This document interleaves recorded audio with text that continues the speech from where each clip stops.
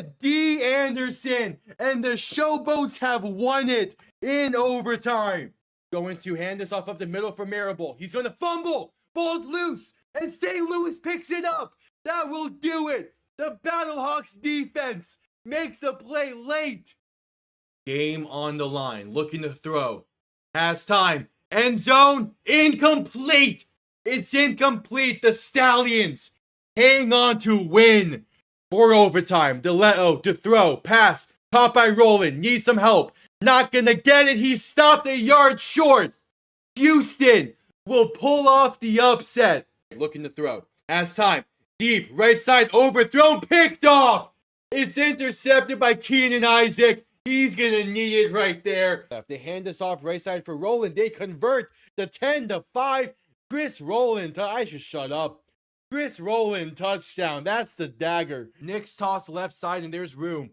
Pass past the 30, past the 40, past the 20, 15, 10, 5. RJ Harvey. There we go. One play. Just need one play out of you. Gonna play action and look to throw. Mariota, sometime. Pass, intercepted. It's picked off. Yes, yes. One play was all they needed. Jack Jones. Williams, play action. Rolling left, looking to throw. Has time. Pass, end zone, intercepted. It's Keyshawn Nixon calling game. Darnold to throw. Has time. Pass, wide open. Over the middle. The Seattle Seahawks do it. Play action looking to throw. Williams has some time. Pass deep. Over the middle. Has a man. It's DJ Moore. Touchdown Chicago. They win in overtime. Snap good. Hold good. Kick up. And he missed it. Wide right. The Steelers will host Houston on Monday night. Williams in shotgun. Back to his right. Three receiving options to the left. 4th and 4. Trip to Seattle on the line. Man in motion. Williams looking to throw. Pressure coming. Rolling left. Trying to buy some time. Back near the 40. Pass left side. Williams is caught. Touchdown Chicago. Cole Kmet. Somehow the magic remains. What? May looking to throw in 3rd and 6. Rolling left. Gonna take it himself. And that will do it. A first down carry. It's a gain of 7. And the Patriots have booked their ticket to Santa Clara. Zeros on the clock. The Seattle Seahawks, for the first time since 2014, are your NFC champion. Hello, everybody, and welcome to the NFL Draft. It is about time the draft is upon us. Officially, it starts soon, but I'm sorry to start a little bit earlier here. The Raiders are on the clock first. Welcome on in. Really no expectations for this year's draft in terms of the Dolphins side of things, but you never really know. Trades could happen. Trades could happen. Random picks could happen. The draft is always fun. This time it's going to be from Pittsburgh, so appreciate everyone tuning in. So, unlike most streams on the channel, like during the play-by-plays, I have a friend joining me for this one who semi-roots for the Cardinals and the NFL. Jason, what's up, D-Fox? Yep, let's get him in right now. Hey, Tosin. Yep. So Tosin is joining along for this as the draft is gonna officially start here momentarily. But yeah, it's kind of just a chill type of draft stream because Miami has no expectations for this upcoming season and holds a plenty on the roster. So I'm kind of just like I'm kind of in a weird spot for the draft for the first time in a long time. Fuck you, T-Fox. Great start to it. But yeah, it's a we'll see type of draft all around. It's also the first time in Tennessee Titans draft. Yeah. Oh yeah, this is like the first official NFL event where we see the Titans' new branding. That's gonna be something. See how it looks on the draft stage. It's the first time in 10 years where Chris Grier is not making the picks for Miami. So, again, the the draft to me tonight is more so just to get a glimpse as to how John Eric Sullivan wants to build the Dolphins and kind of just see what other teams are going to do for the draft. So again, it's a chill experience this year.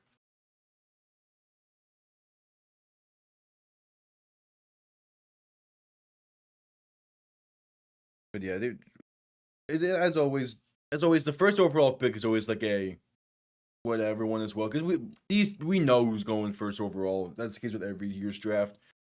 There is a ton of discussions surrounding what the Jets are going to do at 2, and if Arizona is going to stick at 3. They might be looking to trade back, depending on how the first 2 picks fall.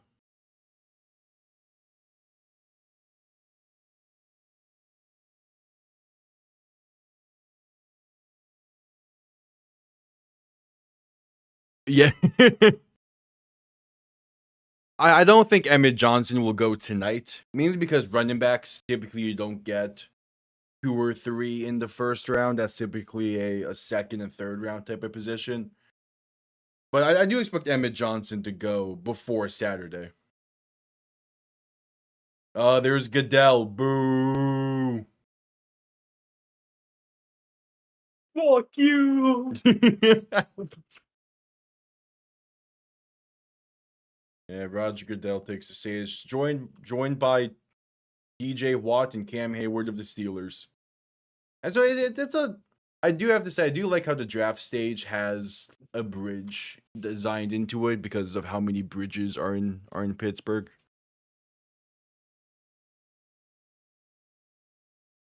He's up. I mean, Johnson's up there, but at the same time, it's Jeremiah Love, large gap, then the following running backs.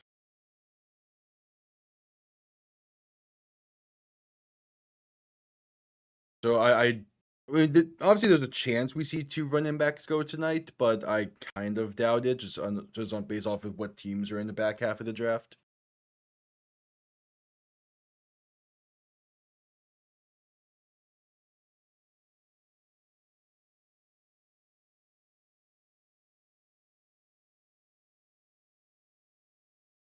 But yeah. Seattle would be the only other team I could see taking a running back. Mainly because of losing Kenneth Walker and Zach Charbonnet more so being a 1B type of back. But again, like running back is one of those position groups where you can get a starting caliber running back in the 5th round. So no team is at a rush to take a back that's not Jeremiah Love. It's not like a necessity.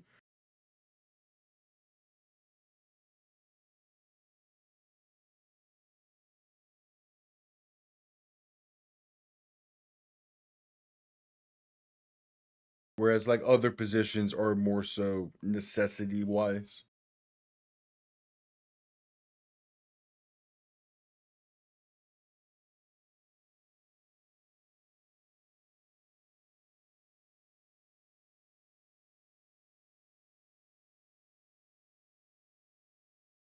But yeah. They're having Cam Hayward hype up the crowd.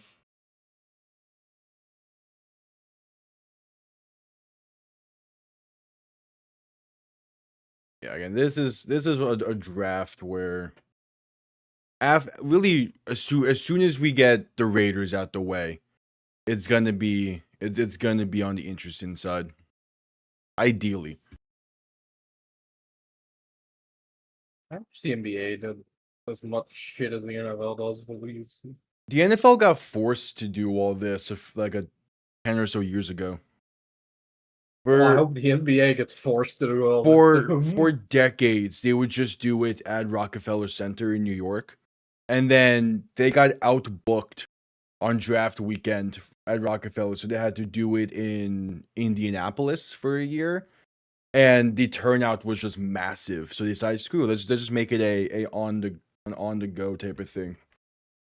And they've made it a spectacle ever since.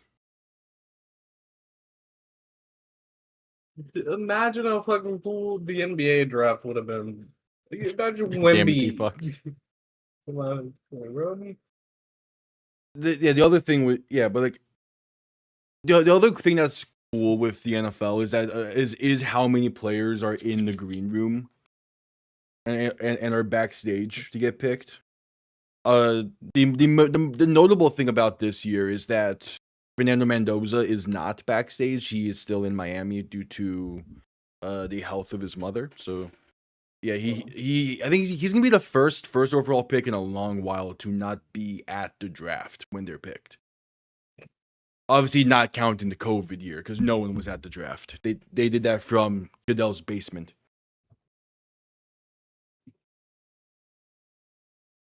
As the Raiders are officially on the clock, they get 8 minutes. And they're probably going to use all of it. Yeah, new to this year of the draft, 8-minute clock for the first round. Last year it was 10. So they shortened it by 2 minutes trying to get stuff out here, Shooter. Yeah.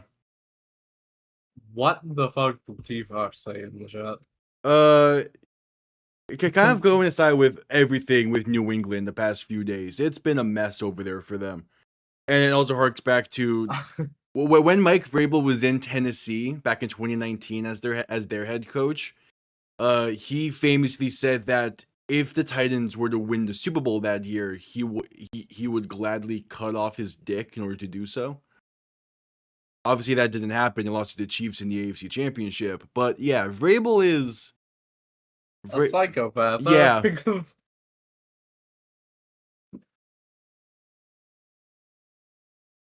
Matt Ryan comparisons for Mendoza? I could see it, honestly.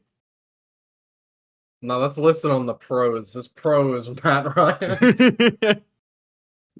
I mean, again, Matt Ryan is a damn good quarterback. Why does it not have like the comparisons like listed on a separate screen?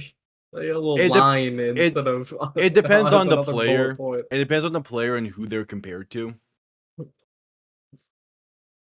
At the end of the day, draft comparisons don't fully mean a lot in the NFL. It's not like the NBA where like a floor and ceiling can be based off of player comparisons. No, it's not like Wemby and draft comparisons with fucking no one. Yeah. Like, or LeBron being compared to Magic Johnson.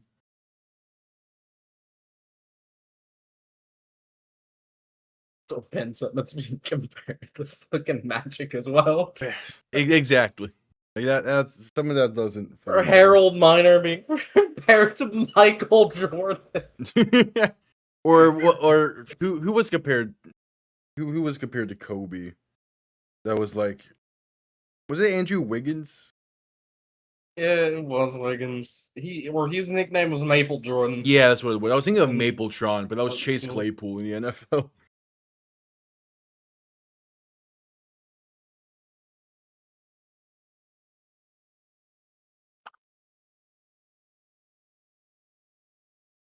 Yeah. Again, I always find it funny how they use all 8 minutes of the clock for the first overall pick, despite everyone knowing who's the first overall pick. Like it's just tradition to piss us off. It really is. But you never know. They signed Kirk Cousins in the offseason. He could be the quarterback next year. Yeah, right.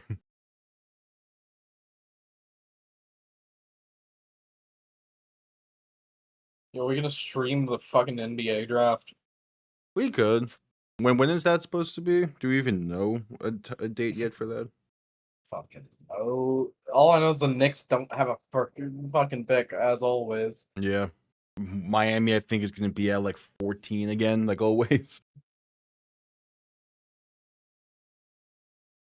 The lottery odds right now are Wizards at the top. Pacers, then Nets, then Jazz. Then we have the Kings, Grizzlies, Atlanta, Dallas, Yeah, Chicago, Milwaukee. OKC's at 12 Golden right State, now. OKC. Yeah. And then Miami's at 13th with it. Okay. Miami. Yeah. For some reason, South Florida sports teams love to pick in the dead middle of the draft consistently.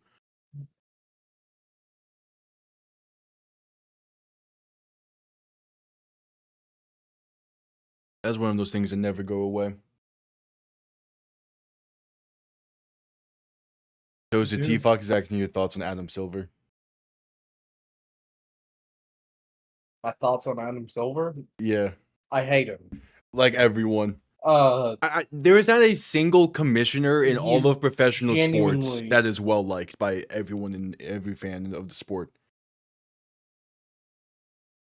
like genuinely, Adam Silver may be my least favorite. Fucking lead office position the entirety of sports.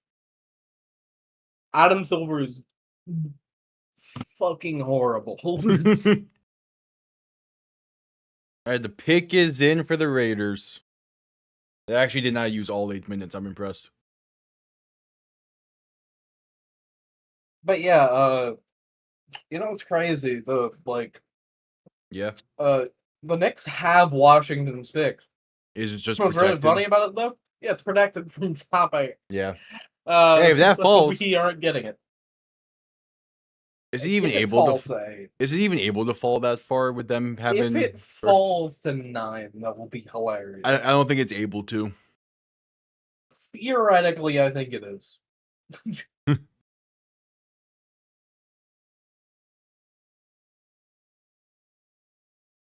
All right, here comes Goodell to announce the pick. But for once, we actually have our own first round pick. Because we didn't trade this one, at least.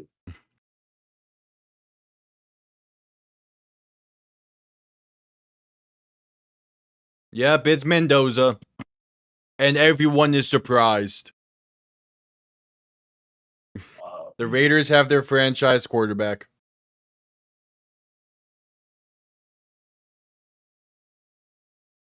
Not that surprising. And this puts the Jets on the clock. We're really the first true debate's gonna come in for this draft. Of what do the Jets do here? It's seemingly gonna be between Avil Reese or David Bailey. As they're looking to go defense, it seems, in this first for this pick, but it's the Jets, so you really have no idea. I would imagine if they go David Bailey, the Cardinals are going to go Reese. And if the Jets go Reese, the Cardinals might look to trade that pick.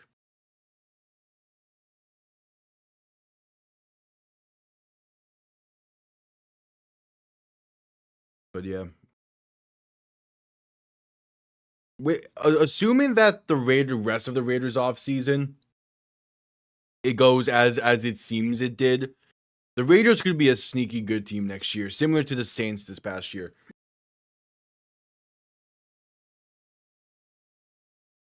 Like,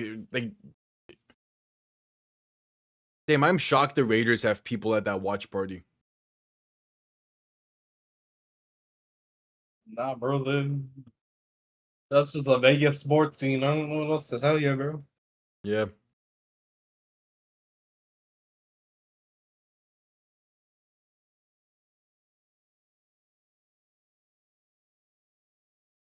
What does Fernando Mendoza have on?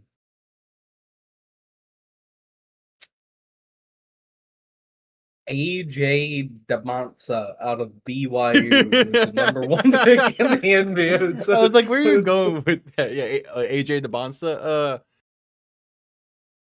Who even is this guy? He's been the projected first overall pick in the NBA for like a year and a half now. I've never heard of him. Who is he? I don't blame you fully because again, college basketball is not nearly as kept up with as college football for most No people. one has cared about this draft class at all. Which is crazy because there's a ton of good talent, it seems, in it.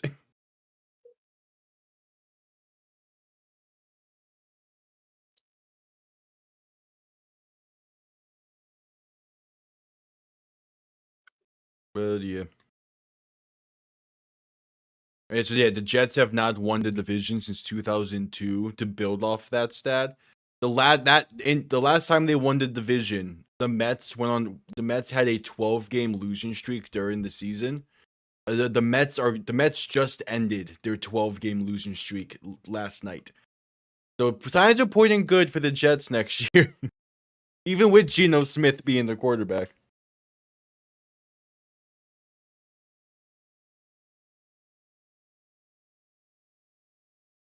Yeah, real no expectation for what this could be. As the pick is in, they're going pretty quick now with this. I'm cool with it. Oh, cool. Yeah, this is the first of Oh, two picks the who's- Jets have tonight. Who's AJ Devonta compared to Tracy McGrady? So it's projected to never win a ring. I mean, that's not a bad comparison. Theron Patterson is Peterson? Peterson. There's no A in that Peterson, name. yeah. Why did I say Patterson? I don't know. He's compared to Ray Allen and Kobe? Oh, damn. Caleb Wilson's being compared to Kevin Garnett. Sharif Abdul-Rahim. Oh, good lord. Cam Boozer being compared to Michael Beasley, Al Horford, and Kevin Love. Damn. All of this happening as the Knicks are currently down by 8 at the half. Yeah, I'm trying to ignore that. Darius Acuff Jr. is for player comp Stephon Marbury, Kobe White, and Damian Lillard. One of those does not sound like the others. Yeah, why is Kobe White there? Mikhail Brown Jr. is compared to a faster D'Angelo Russell. All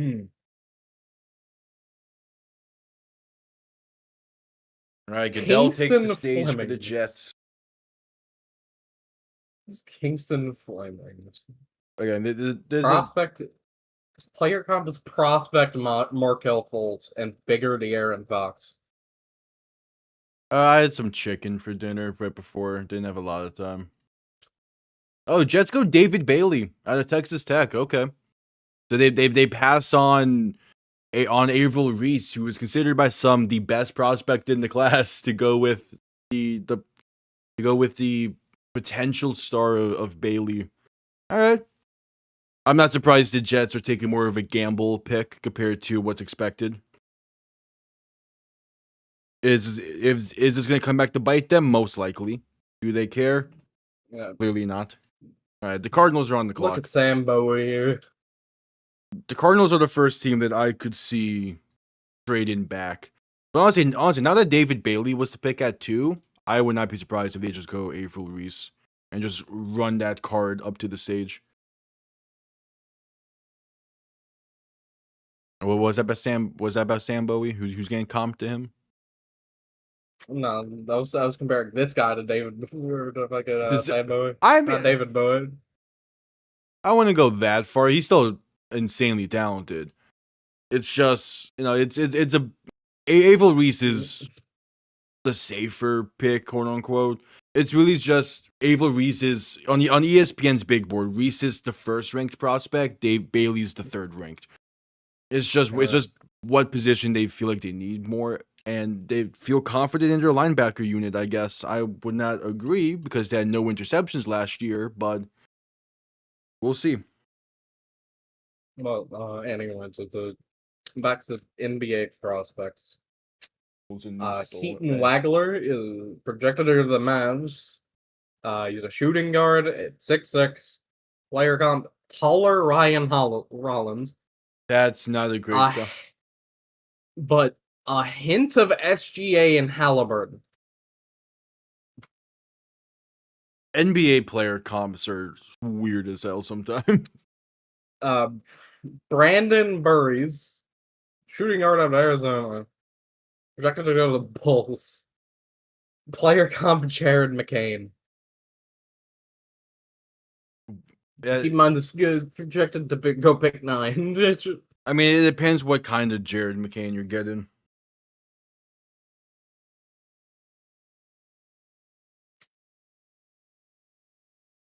A point guard out of Alabama.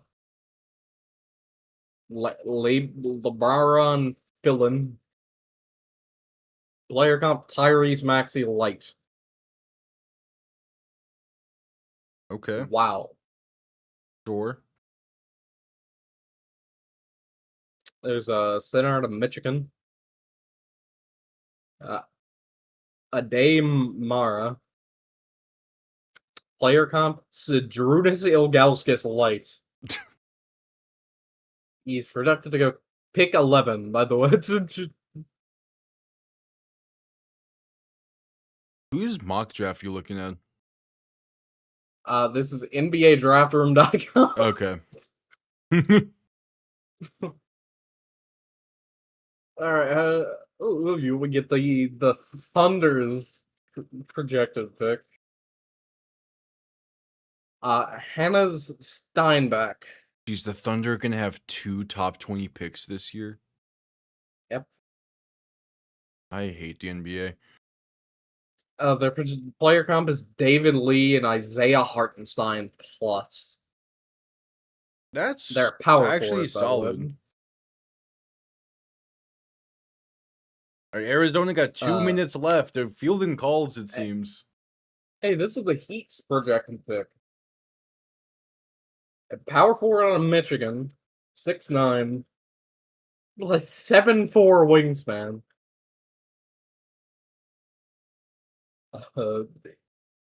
Yaxel Lindenberg.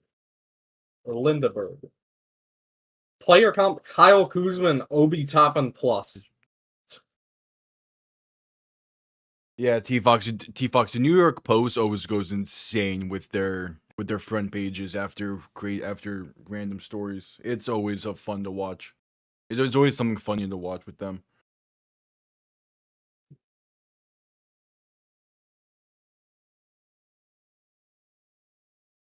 I'm just gonna keep looking through some of these. Big is in for Arizona, it seems. Okay. Okay. See what Arizona. I mean, yeah. So once the pick is in for a team, it starts the clock for the team behind them, instead of waiting for the pick to be announced and then the team's on the clock. No. Hello. Have not missed much. We're only on pick 3. We're waiting for see what Arizona does here. They're another team that they can go with anyone, and I would not be surprised. By the way, T-Fox, I'm not sacrificing my soul to the Cardinals. Come on, why I'm not? a Tennessee Titans fan now. I'm sorry. I am a fan of Elik Iomater. We were speaking of Tennessee is technically on the clock right now. Yeah.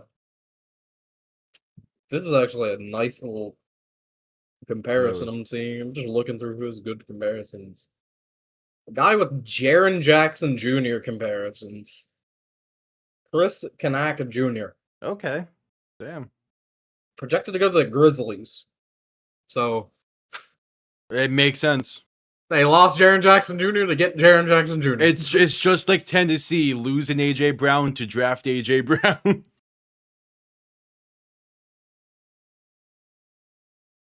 All right, Goodell. Who's the pick for Arizona? Here's a good player comp. Morris Johnson, center out of Michigan, projected to be beef stew. Damn. What does that even mean? Arizona goes Jeremiah Love. Oh, Okay, to pair him with James Conner. I actually kind of like it. So the question is still who's their quarterback next year, but they're going to have the running back room to be able to pair with anyone, so that's something. Well, yes. So who's falling right now? Tennessee's on. Avil Reese has fallen. ESPN's #1 ranked prospect is now fallen outside the top 3. So currently the QB in Arizona is Jacoby Brissett, but he is holding out because he wants a new deal that will pay him like a starter. He went 1-11 last year as a starter. So that goes to show Arizona's predicament right now. It's quite a mess, but they are full in on the March for Arch next year. I think it's safe to say that the Titans are taking Reese. I would hope. I mean, it's either.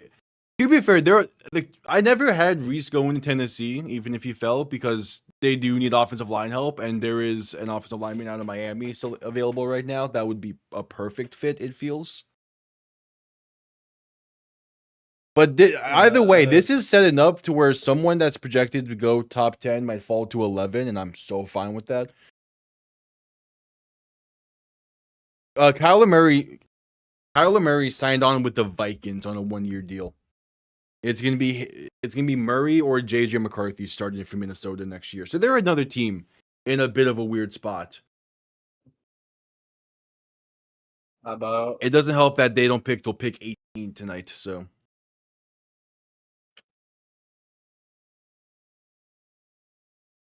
shout out this man. Those Cardinal uniforms are okay.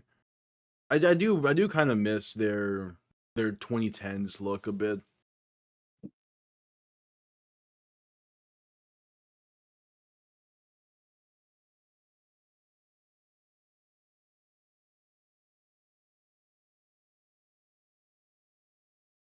Hell yeah. There's always hoops to jump through for sporting events sometimes. It's yeah. But it's so worth going to them when possible. I mean, Justin Jefferson is still the highest paid receiver in the league, so he's still chilling. And it also would not be the first time an all-time great receiver is getting wasted in Minnesota. Because remember, Randy Moss was there first, as well as Chris Carter. 2 Hall of Fame receivers that spent most of their careers with the Vikings. So I'm not. That just seems to be Minnesota's MO.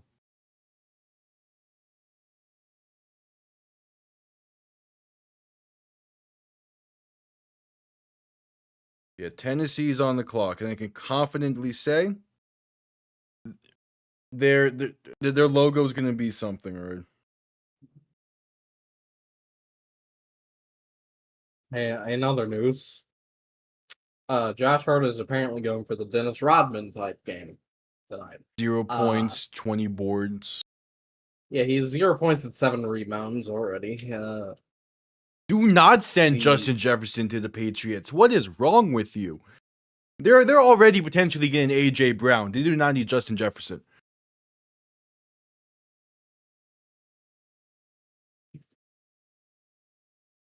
T-Vox. Hell yeah. What I heard there was I can't repeat that on stream.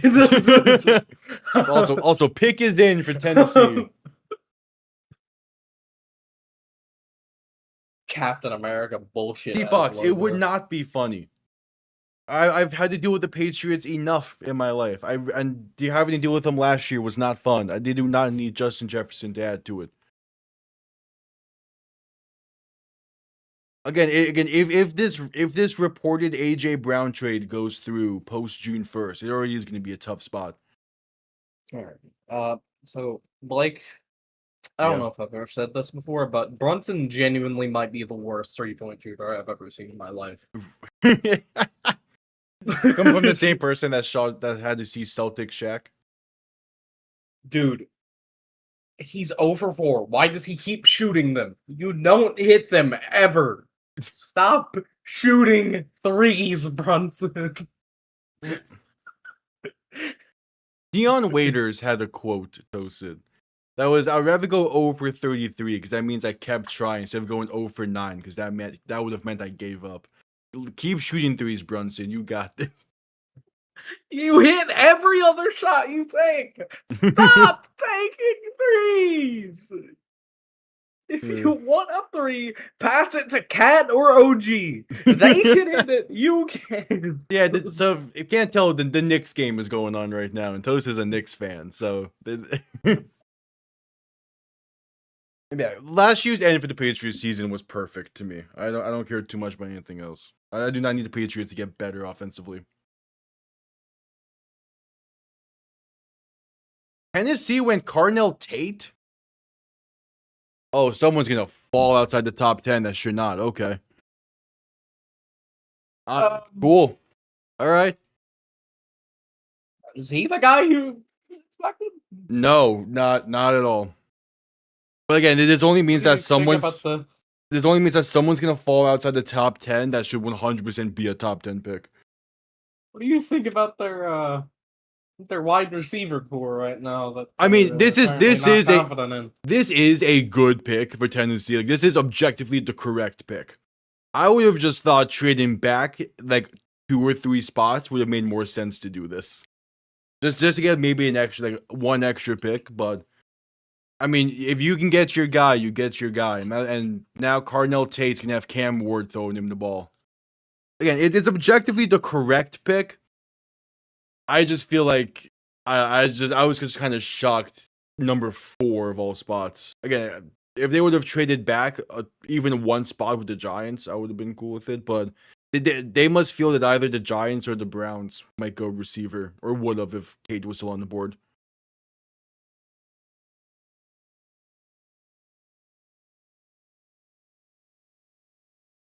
No, this is not a Shedeur situation. At least I don't believe it would be. It's just again, Tennessee had a need at receiver. Arvell Reese, for as good as he is, he's not a receiver. He's a linebacker. So he's fallen because there's just teams that don't need linebackers at 3 and 4 to the same degree. You know, I don't know why I looked at the real comments at all.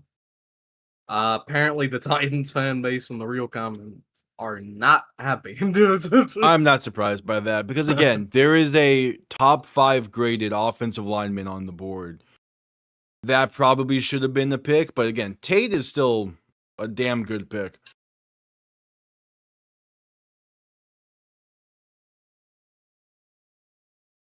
I mean, personally, I think Alec Iomane is a top 10 wide receiver in the league. They just haven't used him yet, but you know. I don't use PayPal when I get tickets, so I don't know why they would need that, but it definitely does not feel right. But as long as you got the tickets and everything seems okay with it, then hopefully nothing comes up later down the line. But the Giants are on the clock. Another team that, you know, they could go offensive line and it would make sense. Yeah, there's 2 names I'm circling that I want to see fall to 11 if possible. If one of them falls, April Reese. I mean, I'm fine with him as well. He's not one of the 2 names, but if he falls, I'm cool with it. If he falls to the Heat, I want to just okay. say Then this. down. I will. There will be a lot of things said to you off stream that I can't say on stream without getting you banned from YouTube. Oh shit! We have a trade as well. The Chiefs have traded up to 6, so they're on the clock as the. Oh, they have now, huh? Yeah. Could the Chiefs go fuck themselves? As it seems like the pick is in for the Giants. Yeah. So the Chiefs are on the clock. What did they give up to trade up 4 spots? What the hell did they get?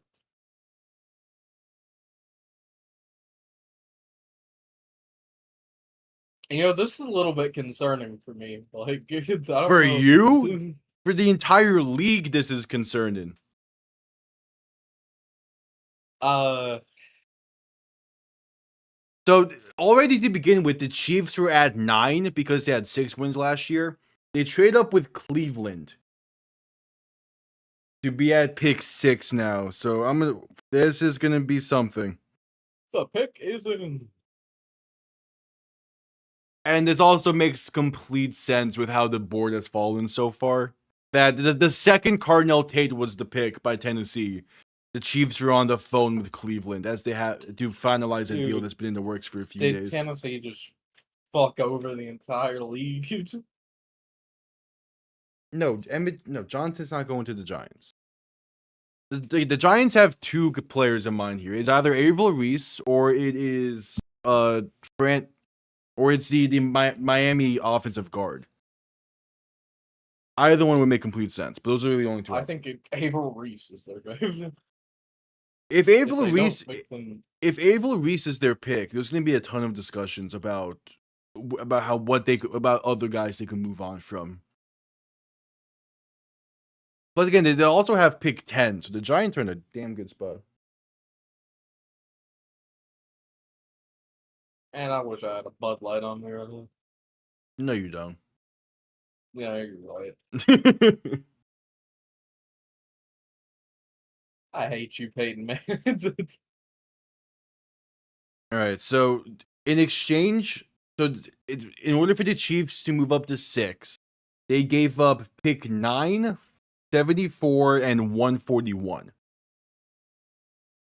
So it was their first, their third, and their fourth in this year's draft. So that's definitely quite a bit to move up.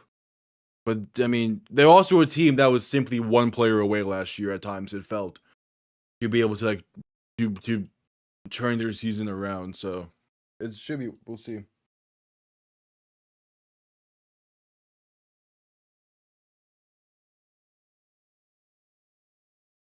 Yes, yeah. That's the other thing with going to sporting events is the arena or the stadium can be very strict at times with kind of what's permitted. Most stadiums do have like on their websites have a guide for it, but it's still like a when you get there type of thing most of the times.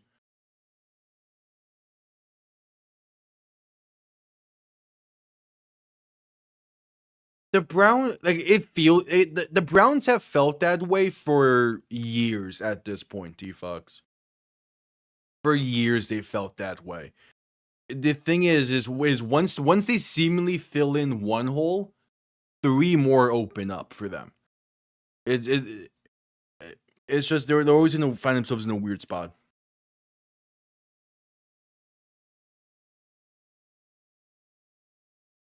Yeah. All right, so out comes Goodell. Who do the Giants select? Do they fuck this pick up? I doubt it. With John Harbaugh being the head coach, I doubt they've messed this up. He's not the GM as well, but he is pretty much head coach GM of this team now. They're going to give him a ton of leeway and a ton of authority to build in this roster how he needs.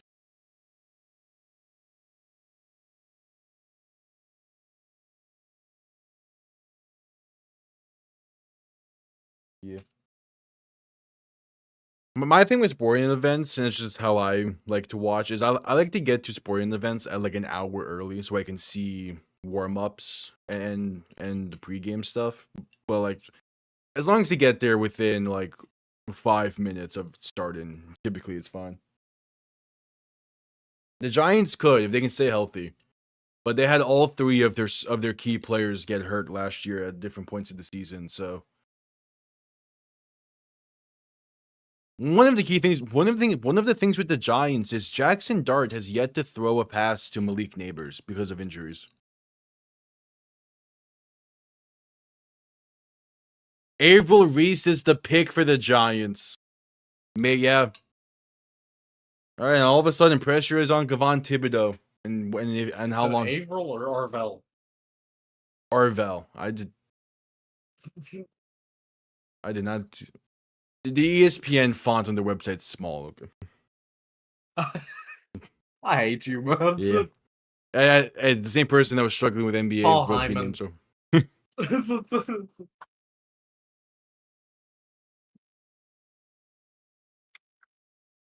All right. So what do the Chiefs now do at 6? And now all of a sudden, all eyes are on Kayvon Thibodeaux potentially being moved on from in the Giants. I think for at least the first move on from Tom Thibodeau. Not Tom Thibodeau. I think for at least the first month, we're gonna see all 3 of Burns, Thibodeau, and Reese on the roster, similar to what Miami did last year with Chubb, Phillips, and Top Robinson.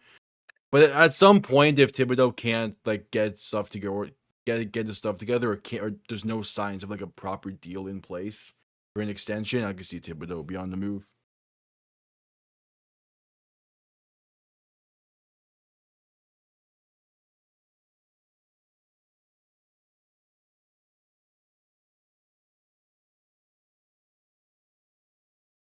Yeah.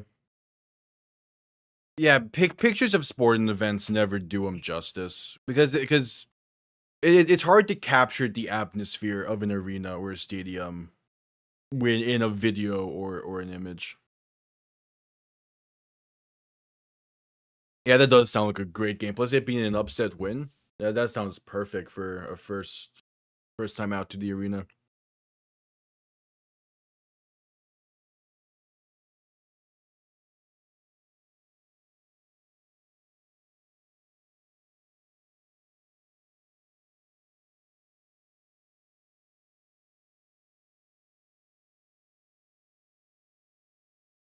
All right, we had I have no idea what the Chiefs could do here. There's, they're at the bottom line, they're gonna get seemingly a top 5 talent with this pick, which is crazy. Unless they want to go with someone that they could also go with someone that they felt like either the Saints or Commanders were going to take. And so they had to move up just to get him, and he might not be necessarily a top 5 talent, but still a top 10. Yeah, so in other news, Hell yeah. Brunson has continued to shoot threes.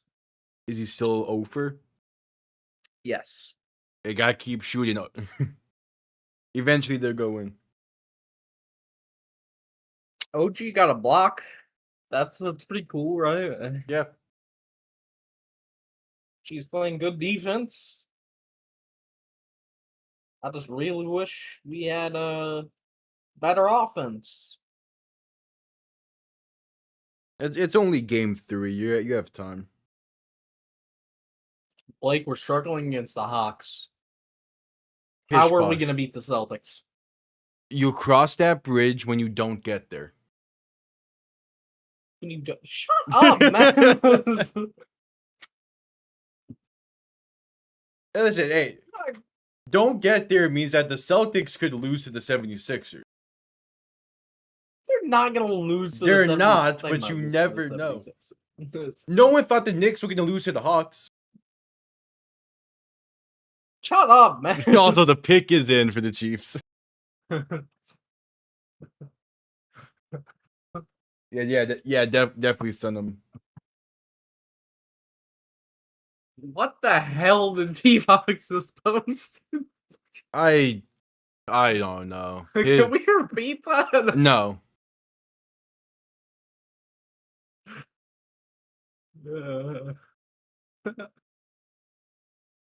Yeah, pick is in for the Chiefs.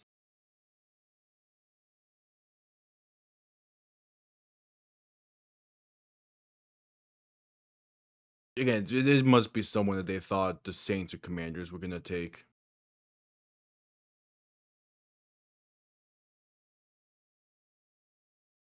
And I'm also curious what this means for Cleveland. Like, how confident do they feel with whoever will be available at 9?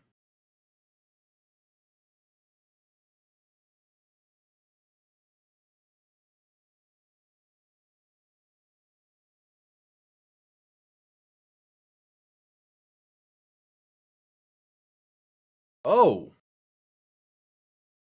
Mansour Delaney out of LSU. He was projected to go to Miami at 11 at times. Okay, they go corner. Oh, sure. I mean, defense was an issue for them at times. I just feel like they could have gone, a different defensive position. They must have felt that the Commanders or the Saints were going to take him. They must have. But again, he was projected to go to Miami for like most of the past month. So now Now the Commanders are on the Hope clock. Miami gets. Now this is setting up really nice for Miami to get Caleb Downs. Hey, don't say that about him.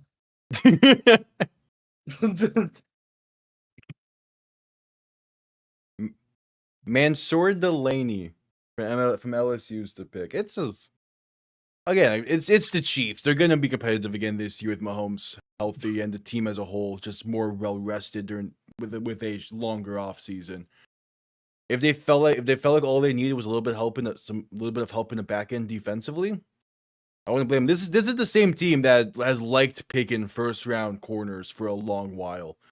They did it with Ajarius Sneed, who was eventually moved to Tennessee. They did it with Marcus Peters years ago, and that worked out pretty well for them. Yeah. So it puts the Commanders on the clock. Oh, yeah.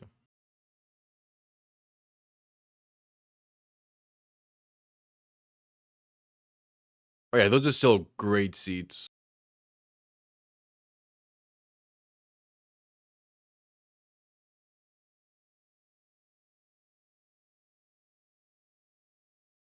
That's one of the things with hockey games to go to is you can't really go wrong with the seats.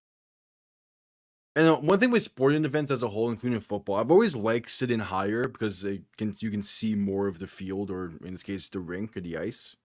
So I've always liked sitting higher up. It's just a personal thing.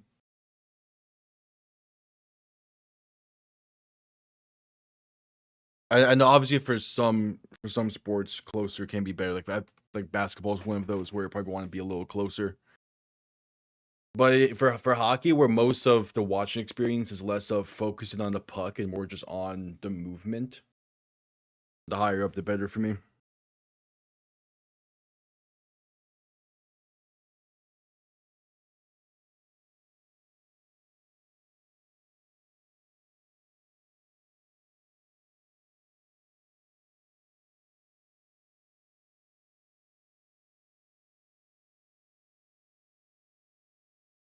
Yeah. You can have fun with Manga Bones. I don't care.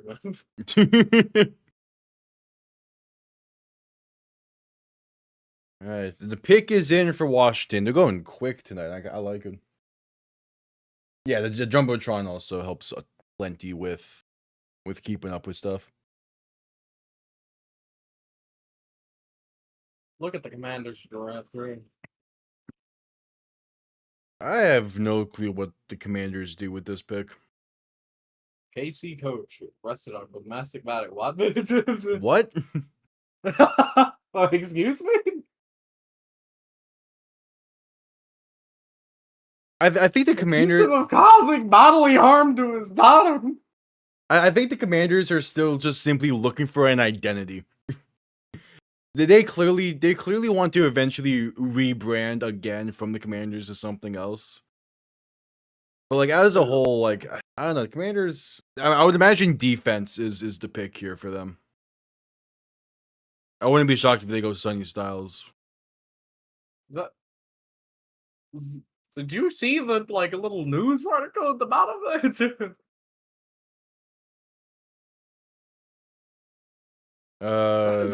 Of like on the ticker? No, I didn't. Are you talking about the James Pierce thing? Because that's been known for a while. Is it with this? Who's Pierce Jr.? Young Falcons player that had some. No, I was talking about the fucking Chiefs coach thing. I did not see that then. The idea is that Washington, yeah, they go Sonny Styles. I'm not surprised by that. The Washington Warriors is one I've seen. I'm not a big fan of that. I still think like Red Wolves or Red Wings would be nice for Washington, but like, who knows what their idea is for their brand. All right, yeah. So Sonny Styles is the pick out of Ohio State. He's an athletic freak of an athlete. This is a great pick for them. And also, it fills in the Bobby Wagner full, which I think Wagner is still there, but he's getting up there in age, so they needed someone to kind of fit into that position. This puts the Saints on the clock. That's a nice pick, but yeah, I just looked it up. The assistant coach for the Chiefs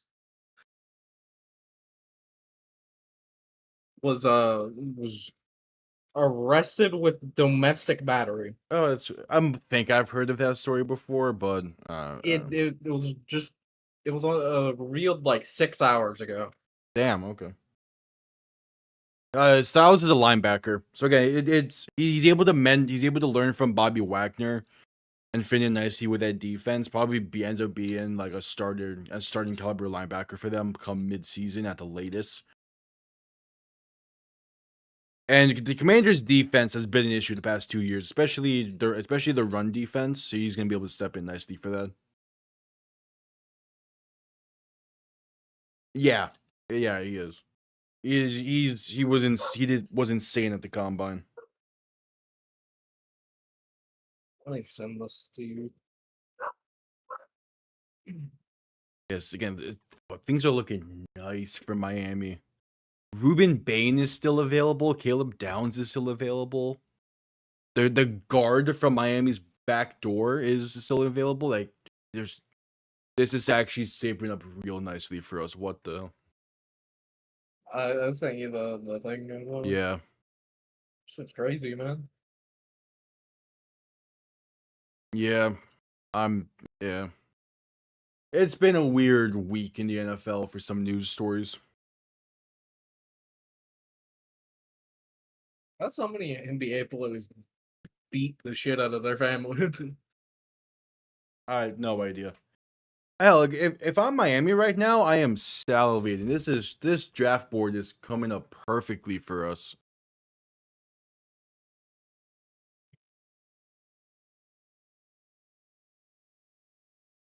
Miami selects Charlie Gurka. Yeah, but because you're basically starting from scratch if you're Miami, you can build the team exactly how you want. And having the option of 3 top 10 talents to choose from is going to help them dramatically.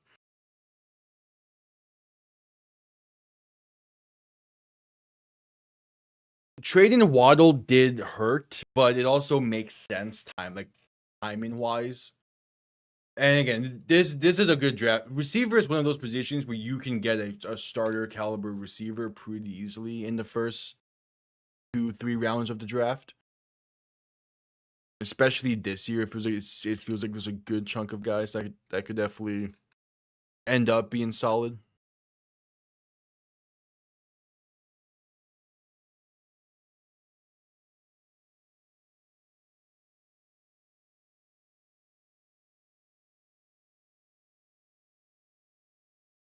I will say for the Saints, I expect them to go offensive line.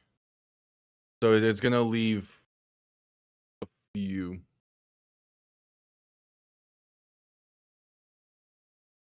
All right, pick is in for New Orleans. The Saints selects. There were a team that were rumored to potentially trade up for Jeremiah Love, but now I would imagine they go offensive line.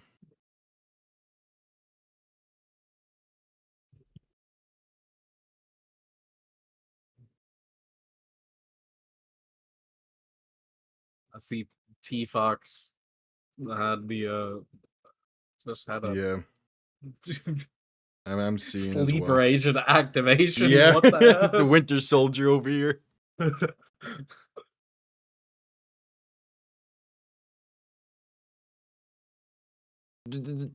The Saints could definitely win that division this year if they do show improvement, especially with Tyler Shuck.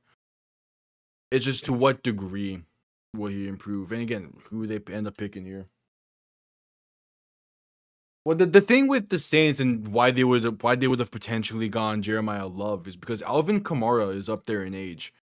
We don't really know how much longer he can go. So you would want someone that can kind of that can lift some of the workload from him, and be able to develop them that way. So they might go running back in a later round. Just definitely not going to be here.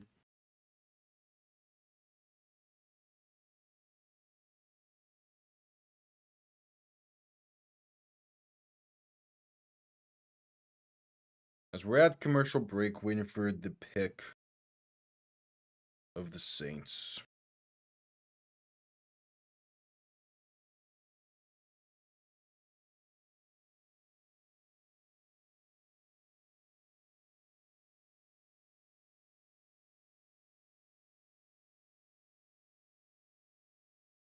So speaking of weird things reported today, Tosid, Halo Studios was initially working on a battle royale that they're now ditching in favor of an extraction shooter. Yeah. What is Microsoft and Xbox doing? I can't with them. Instead of the next mainline Halo, you're making a Halo extraction shooter? Come on.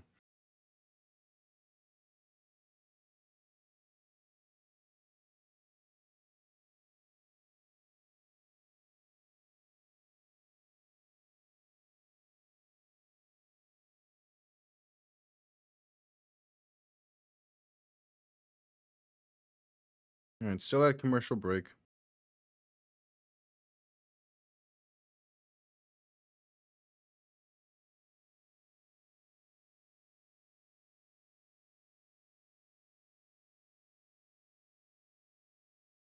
Again, I would imagine the Saints are a team that can go offensive line. Maybe they go receiver as well, as they really only have Chris Olave in that receiver room. And he's somewhat injury prone. So maybe.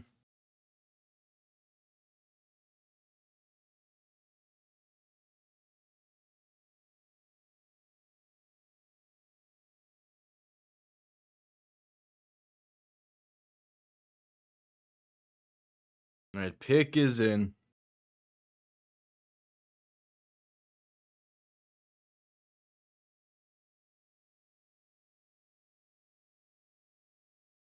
Goodell go in on all the boos. I do like how he leads into it.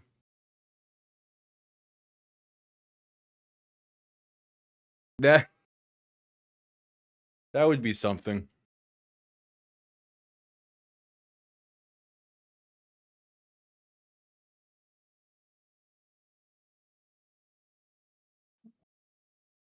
The hell's the cover man doing there? No idea.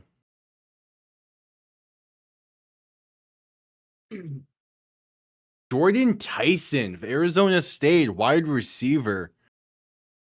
Okay. Again, if you're Miami, you're feeling fantastic right now. You're going to get a top 10 talent guaranteed at this point. It looks like the forgotten Thompson twin. Like, there's Cleveland, New York, and then Miami. You're gonna get a top 10 talent.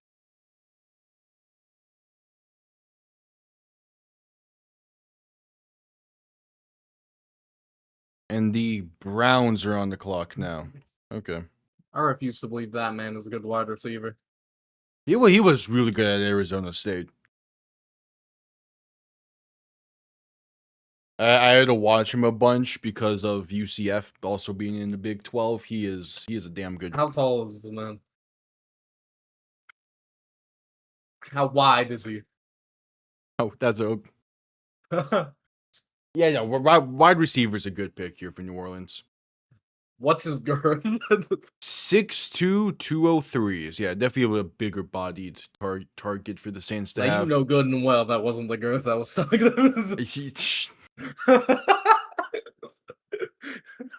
Hey, speaking of the NBA, Jalen Tyson of the Cavs is his brother.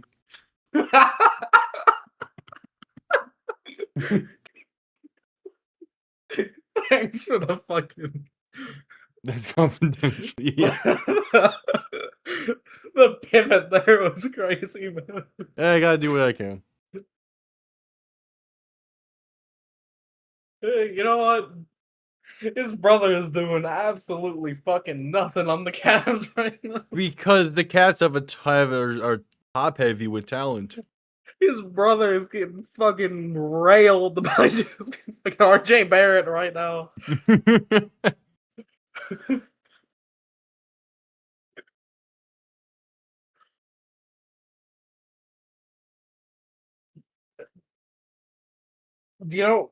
Individually, some of our players are doing well now. Like, Cat has a really good game. He has 17 and 13 rebounds right now.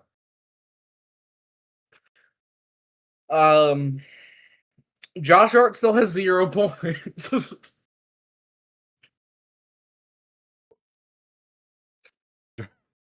Down by So we are down by 8 currently is losing crazy. by 9. Yeah. Hey, but CJ McCollum just missed a 3. Fucking finally he did. What? Now could Kaminga miss his? And Alexander Walker? And the rest of their teams? I wouldn't go that far. And more importantly, can Hart hit his threes? How many has Josh Hart shot so far? 2. So no. Brunson still over? Yeah, 0 for 5. Crazy.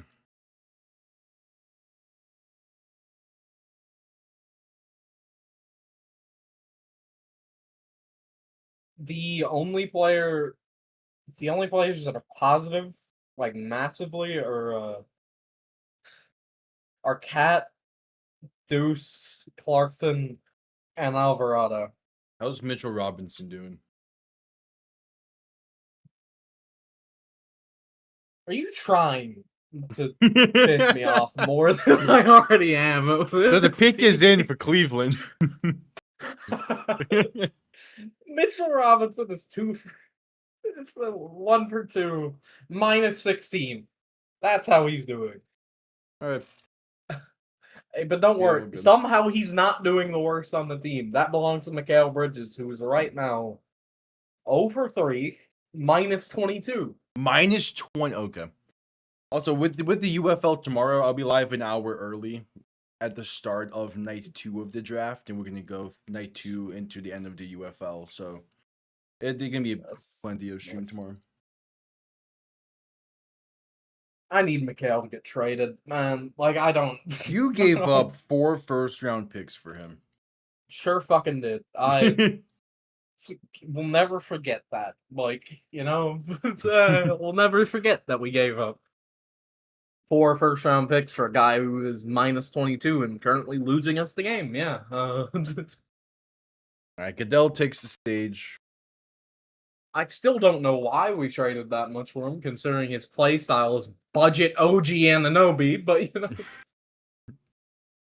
Because defense wins championships, that's why. we have OG! You never have too much defense. Apparently we do! The Browns go Spencer Fano out of Utah. All right. This is still shaping up for Miami to be in a fantastic spot. But that's a really good pick for Cleveland. I got a cornerstone tackle for them to build around whoever is at quarterback for them. Yeah, the Browns are going to be hopefully competent next year. I wouldn't say good just yet. But if they can become competent, then I would say they're in a decent spot.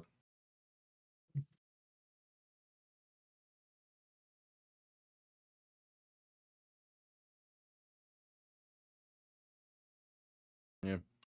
The late season pushes for everything is always something. Spencer Fano from Utah. He looks cool. Yeah, offensive tackle. I like tackles. And the thing is, and the good thing is, he can play both tackle spots, so they're going to be in a good spot here. I like tackles. They're my favorite position. All right, pick is already in for the Giants. Football. Dude, Miami's in such a good spot, especially if the Giants. If the Giants don't go any of those top 3 prospects, Who do you want the most? Ruben Bain. at this point. I was not expecting him to be anywhere near Miami at 11. It's either him or it's the guard from Miami as well. Well, you can't go wrong with either of those three.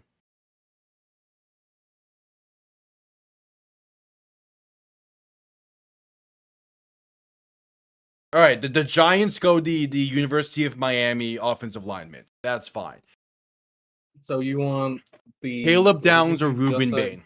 Yeah, Those are the Bain, two. right. Both are available. Just go with Congratulations one for of those them two. falling to Miami. Now, I what will you do if they draft neither? It would depend on who the pick is instead. Like those are the ideal two, but again, like there's still talent on this board. What if they draft our guy Noah? Yeah. I don't even know if he's eligible for the He draft. is What not. if they- Yeah, I think he's eligible to enter the draft beginning next year or in 2 years. Who even is eligible for this draft? I don't really know. Yeah, dude, this board is shaping up so good for Miami. Oh, okay. I see what happened on the bottom there. The Cowboys are up at 11. Miami moves back a spot. I am also cool with that. Well, what did they trade? Just the pick? That's I imagine it's a pick swap plus maybe like a third or fifth or something. But yeah, Miami moves back one spot. And essentially, they're saying, Dallas, pick one of either Bain or Downs. We'll go with the other.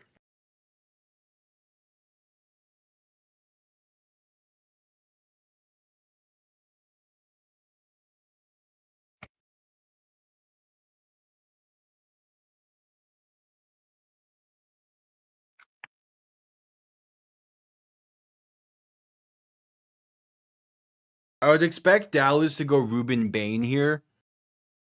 Either way. But again, if I'm cool with Bain falling to 12. Either way, you're getting a top 10 talent at pick 12. My question is what else am Miami getting in return for this? Because move back only a spot is not a lot. Damn. Okay, Miami got pick 12, 177, and 180. They get 2 extra picks out of that? Okay, hell yeah. one spot? Yeah, to move up one spot. Miami gets pick 12, so they swap first, and then Miami gets 2 extra 5th round picks. I am cool with that. Again, simply let Dallas make the pick and then go with the other because you need both. But at the same time, if you can get extra capital, might as well. That's true as well. The Cowboys defense needs to get better through the new defensive coordinator. Yeah, it's again, this is something that John Eric Sullivan said during the pre-draft media stuff that Miami is going to be active in trading back if they can to get more capital because this is a team that desperately needs more draft capital because they need more young talent. So I'm cool with it. Well, sadly, they can't draft a new owner. That's sadly not how it works. Let me be the owner of the team. I bet I can fix it. You would probably do a better job than Jerry Jones, as he is in his what has this war room been called for Dallas? The Death Star, basically.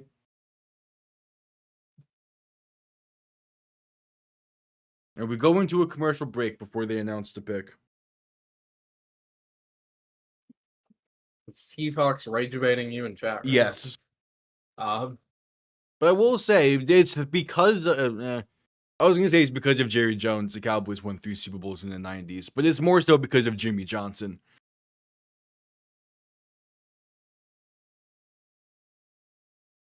Jimmy Johnson was the mastermind behind those Cowboys teams.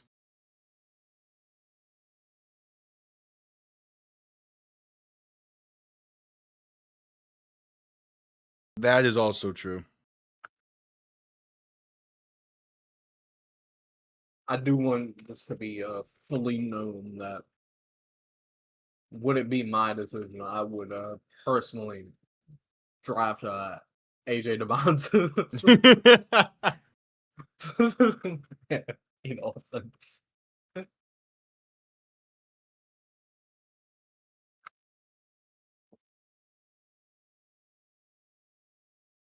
Yeah, we're at commercial break waiting for them to announce Dallas's pick. I'm still kind of shocked Miami got 2/5 out of a one-spot trade back.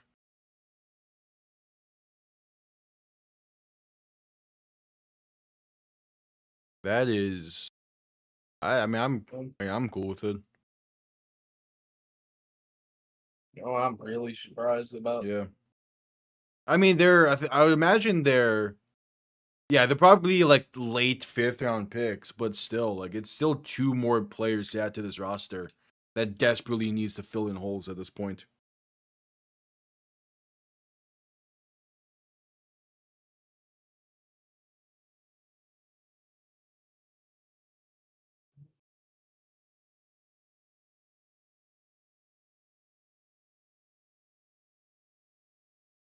I'll also Miami also has pick 30 in the first. I wouldn't be surprised if they trade that back as well.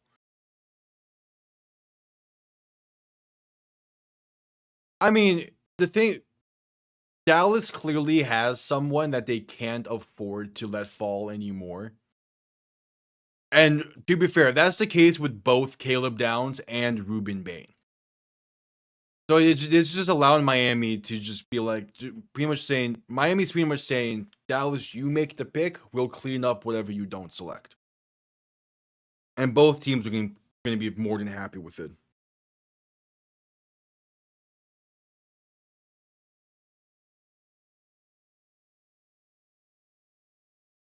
Or just earlier this week, the Cowboys signed an extension with Brandon Aubrey to make him the highest paid kicker in NFL history.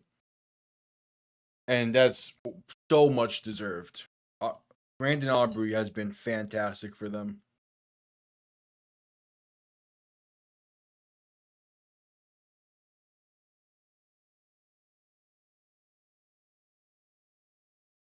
I always forget how dumb Cowboys fans look sometimes.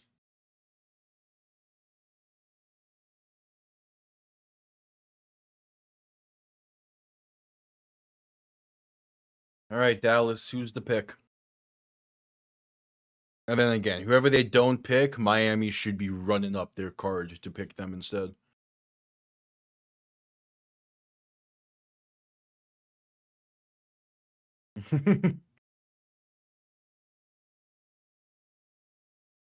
All right, Dallas.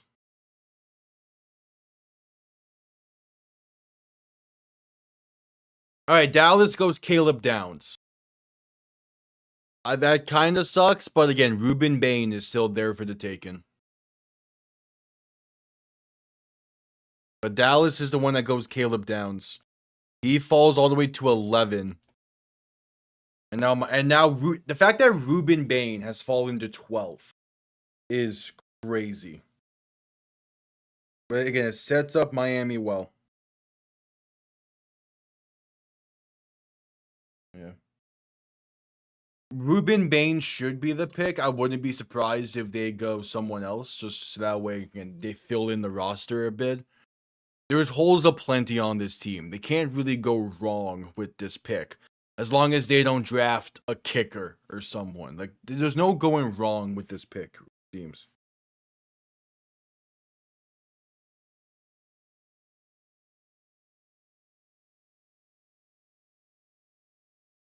The only other way they could go wrong is by selecting Ty Simpson. Like, that would probably be, aside from a legit throwaway pick, Ty Simpson would probably be the way they go wrong with this pick.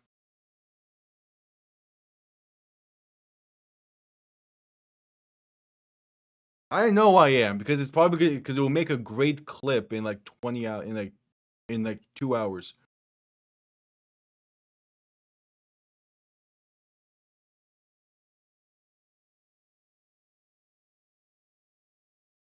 All I gotta do is say that they pick Ty Simpson. I throw my headset against the wall. No, I throw something against the wall and I put that online afterwards. I gotta do some clip farming. Even though it's not. If this was Chris Greer making the pick, I would legit be concerned. But since it's not, I ain't too worried.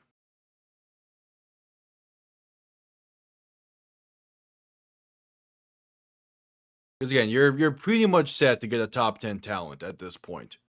Even if they go kind of left field and go Makai Lemon out of USC, he still was projected to go top 10.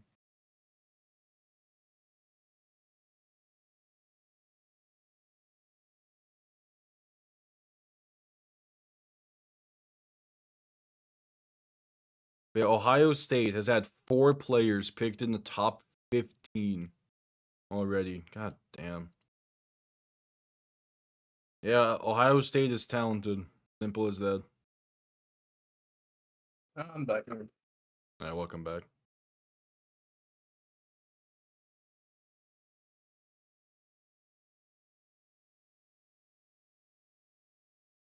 But yeah, Caleb Downs the pick. Again, I'm not. He was not Why going do to you fall keep too saying much that further. about him?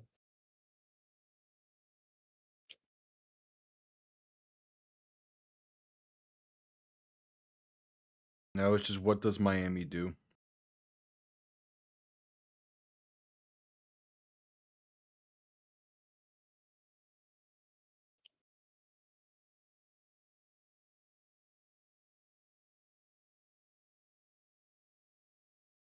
What will Miami do?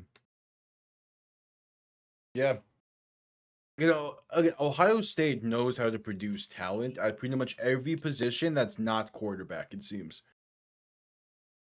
Like, for some reason, the quarterback position, they've struggled with producing talent from there. At least, like, consistent talent. See, like, CJ Stroud is good, but, again, like, he had his issues last year. All right, pick is in. Pick is in for Miami. I'm just thinking of the potential of pairing Ruben Bain with Chop Robinson. Especially because like Jalen Phillips was traded during the season. Bradley Chubb was traded or was released before the draft. Like edge is a position of need, as is like half of the position as is like all but 2 positions.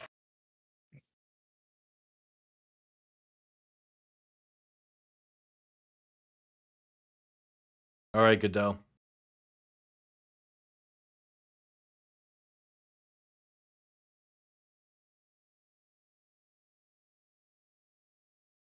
Caden Proctor, I am also so fine with that. They go tackle Caden Proctor out of Alabama. All right. Hey, enforcing the offensive line, something that Greer never did, especially on the outside. And plus, he's gonna be able to compete nicely with Austin Jackson for that right tackle spot. Still means that Ruben Bain has fallen crazy, but again, you bolster the offensive line, something that Miami has desperately needed to do for close to a decade now. And this puts the Rams on the clock.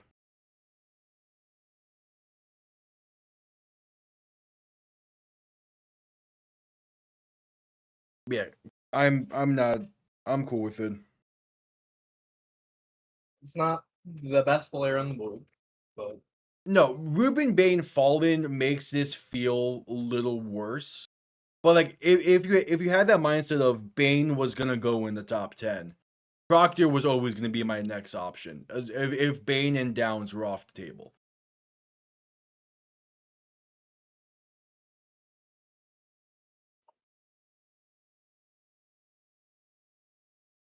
and now you have to hope to God this isn't a Kobe Bryant situation.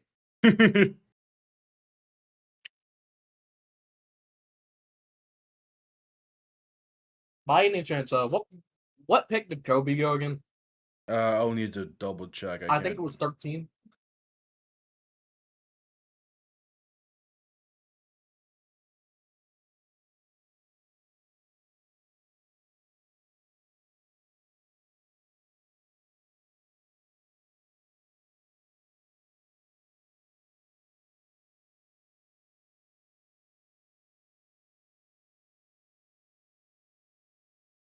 I know. I would be shocked if Bane goes outside the top 15. All right, pick is in for the Rams. This is another potential surprise spot.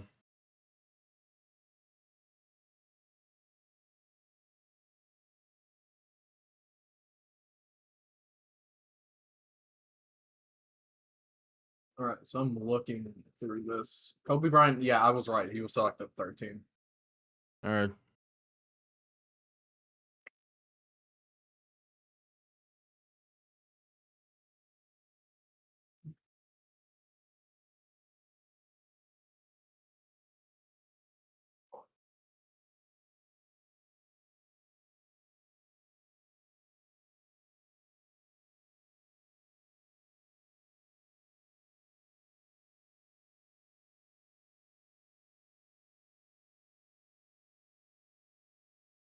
Shout out the Cleveland Cavaliers for They need a passing punt up on return. Kobe Bryant, Peja Stojakovic, and Steve Nash back to back to back. Yeah. At least they got Zydrunas Ilgauskas later on. We need a punt returner. The Rams are so like the Rams don't need front seven help. Their front seven is already plenty young and plenty good. They drafted a tight end last year, so I don't see them going tight end. Maybe they go offensive line, but they're a team that I would have thought would have been in the market for trading back. But their pick is in. We'll see. Yeah, that muffed punt was something. And I also got Trent McDuffie from the Chiefs. Obviously, that's who I was forgetting to say earlier.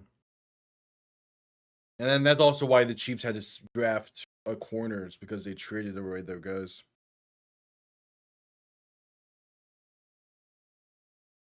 In other news, Deuce McBride's my goat. Is he the only person able to hit threes for the Knicks tonight? He just got a fast break off steal 3. Hell yeah.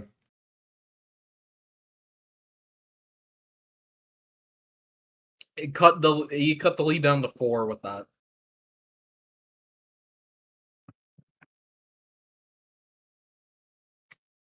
Yeah, that muffed punt did cost him the game. Also, like, this isn't even the Rams' own first round. This is the only first round pick the Rams have tonight. But this was the pick that the Falcons initially, like, this is initially the Falcons pick. So, like, the Rams were just in the NFC Championship game, and they're getting a top 15 talent. So they're in a fine spot. Assuming they don't find a way to mess this up.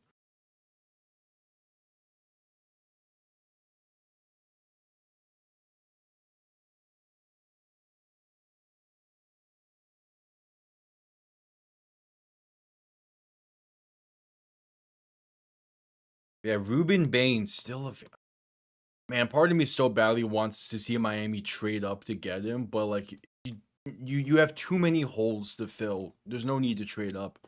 And plus, John Eric Sullivan has already said that Miami has no interest in trading up.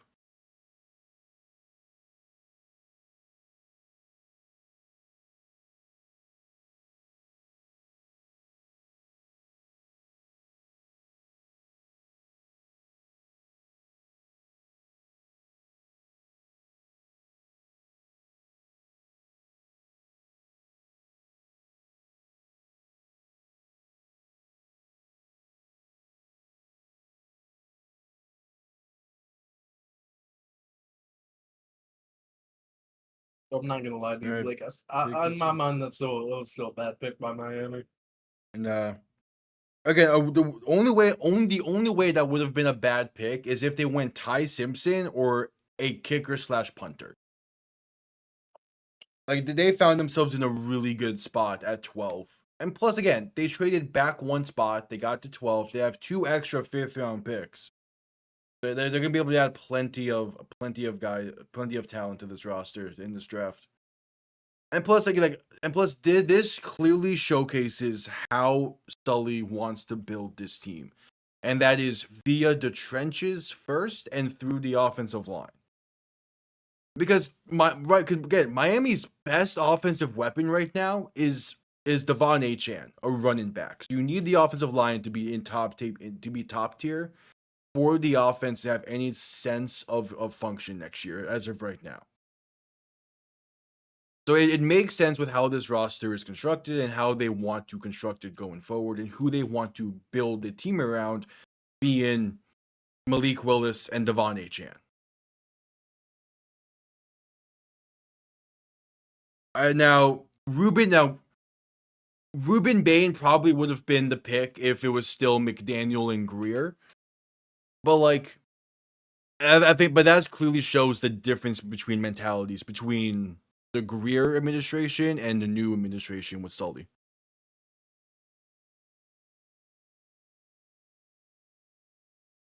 Well, the thing with kickers and punters is they don't typically get drafted, so the sites don't waste spots for them.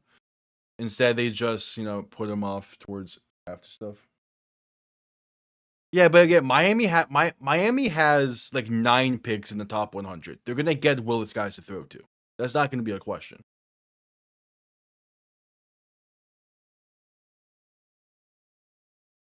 Oh, the Rams go Ty Simpson.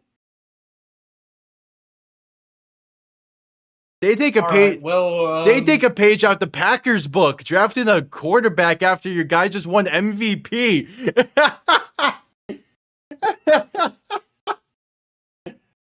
they take a page out the Packers book. Yeah, I want to issue an apology to Miami. Clearly, that wasn't the worst pick. They go the Packers route. Matthew Stafford coming off of an MVP. And the Rams are looking towards the future.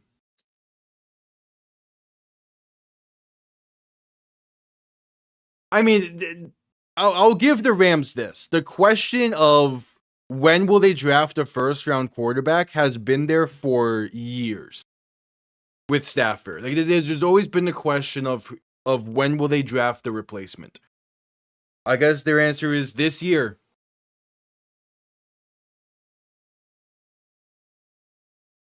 It's not terrible. Of all the teams Simpson could have been drafted to, this is a really good spot for him to fall to.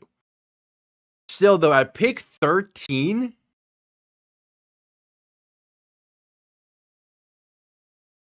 if this would have been at 29 or even at 20, it would have made a bit more sense. Yeah, Stafford's up there in age. Again, the discussion of when will the Rams draft his replacement has been a thing since they made the Super Bowl in 2021.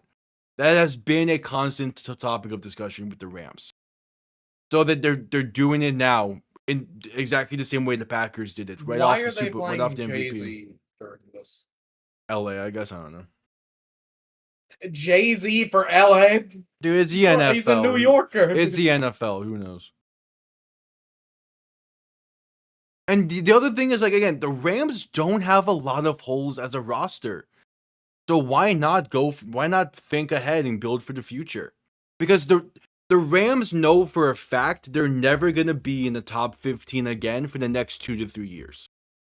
And so they're not going to have a chance to draft a franchise quarterback until a year after Stafford retires. This way, by drafting Simpson now, they're able to not have a rebuild or a gap year between Stafford and their next guy of the franchise.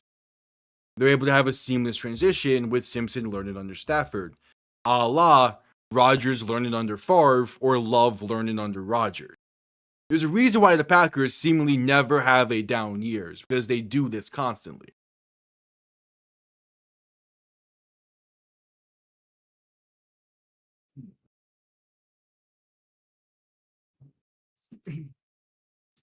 Now, Baltimore, I feel like needs to go offensive line.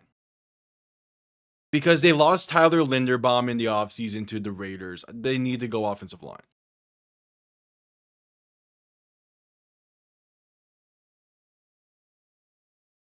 Yeah, like everyone besides Mendoza in terms of quarterback prospects, prospects I felt like needed time to develop in the league.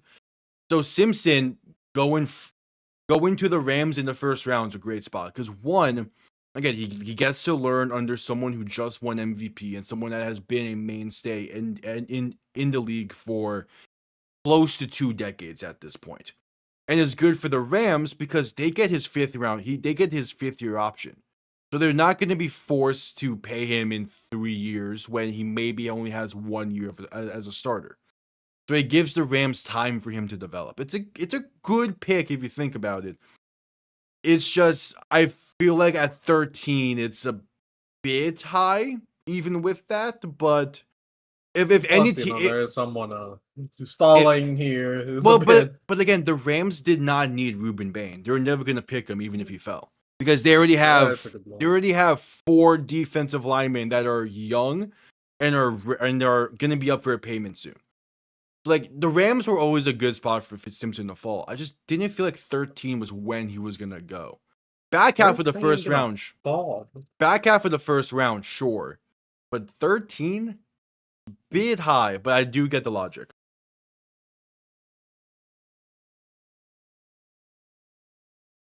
Yeah, I really want to know where Bain's gonna go. Yeah, Orlovsky has been all over Ty Simpson since the season ended, basically.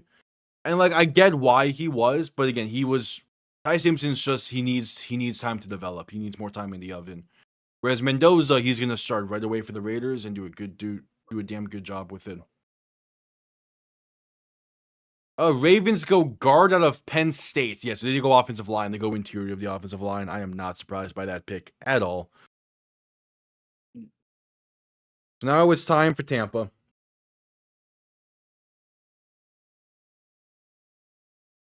Well, yeah, since the Rams have 13, it makes sense. But that's why I feel like they could have traded back, maybe get a bit more out of it.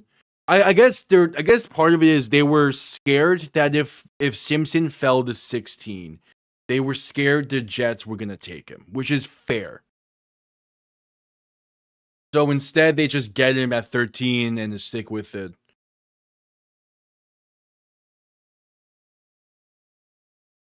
Yeah.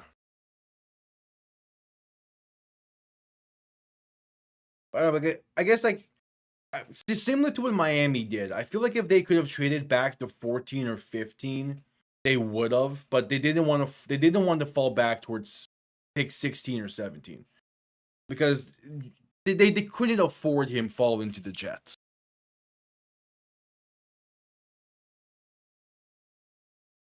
As the pick is in for Tampa.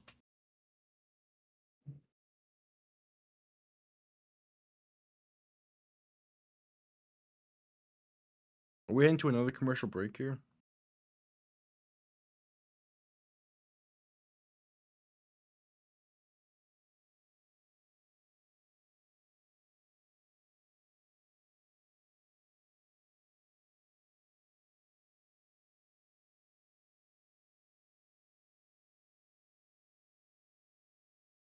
Yeah, at commercial break.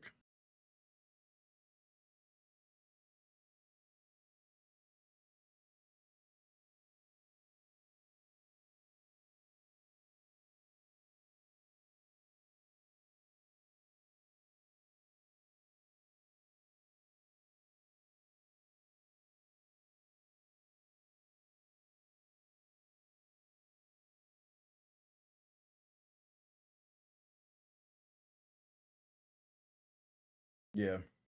Yeah, exactly. They saved him from the Jets, which now the Jets at 16, I'm not sure what they were going to do.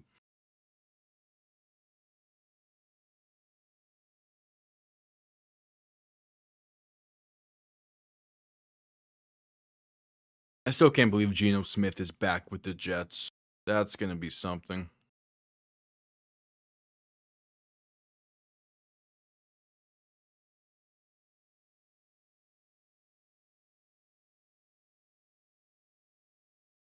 Yeah, but pick is in for Tampa. We're at commercial break. I mean, Geno Smith is still getting paid. He don't care. Geno Smith has etched himself a solid 10+ year NFL career, despite being a draft bust. Plain and simple. Like, he is just fine.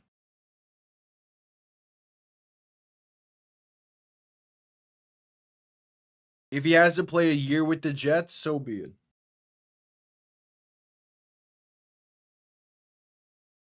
Well, it's less that they forgot that he was solid in Seattle, and more just people realize that his really good year in Seattle was an outlier season, and he just simply returned to form.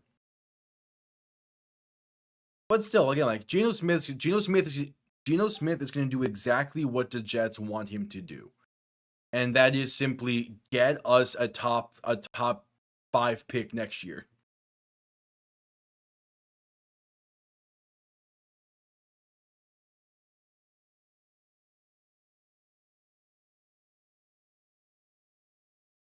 Now, it would be really funny if with Geno Smith, the Jets win like 7 games and they have pick 15, but I doubt it.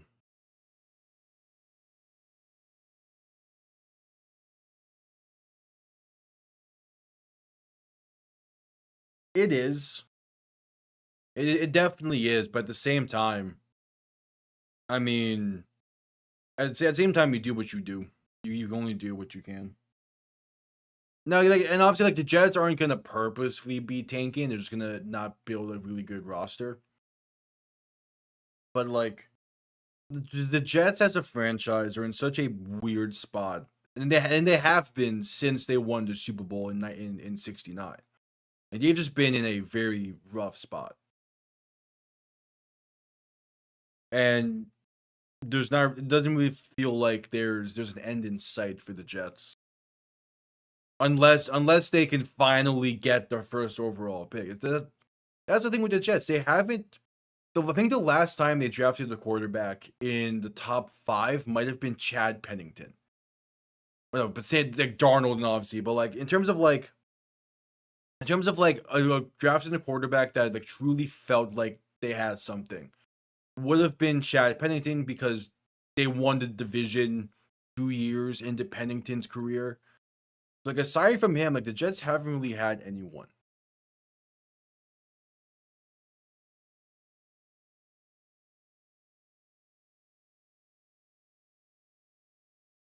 And even then, Pennington would end up leaving for Miami, and he would lead them to a division title in 08.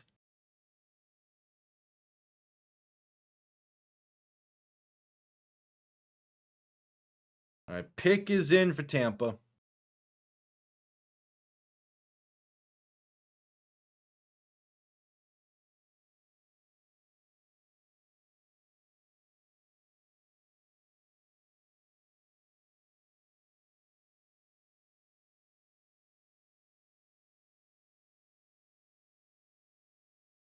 It's not Ruben Bain. I know that for sure. Never mind. All right. And Ruben Bain finally goes off the board. I am not surprised by this. But for Tampa, not gonna lie to you, I was really hoping he would fall to the Jets even further, just for the love, just for the fuck of it. You know. Yeah. But Ruben Bain goes 15. That's a great pick for Tampa. They get a. I was hoping he'd fall to Dallas. Yeah, it's a great pick. They get a stud edge rusher to pair with Vita Vea in the defensive line, and to just improve a defense that, while it wasn't the sole issue with Tampa late last season, it was like a lack of pass rush did hurt the Buccaneers at the tail end of last season, especially in that game against Miami they had last year when arguably that was the game they lost the division. But due to like this was pretty clear that if Bain falling to 15 is probably one of the better things Tampa could have asked for. Now, obviously, like now the NFC South is going to be such a fun division next year. Yeah, so in other news, 17 rebounds, man. For Josh Hart? Nah, Karl Anthony Towns. How many does Josh Hart have? 9. Pretty good. He kept it for the entirety of the game after that first quarter. Uh, there we go. Jets are on the clock. But yeah, Cat had 21 and 17. Really nice style. Yeah. Josh Hart shot a 3, missed it. Crazy. Brunson missed a 2. Hey, y'all up by 1. Yeah, we are. We had a turnover. I swear to God. I swear to God.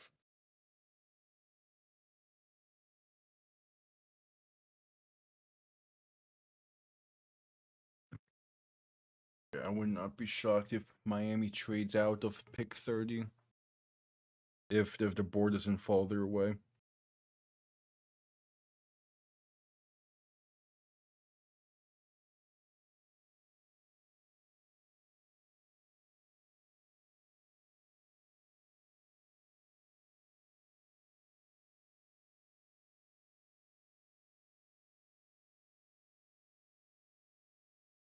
You think he's pissed right now? Who? Like Bane.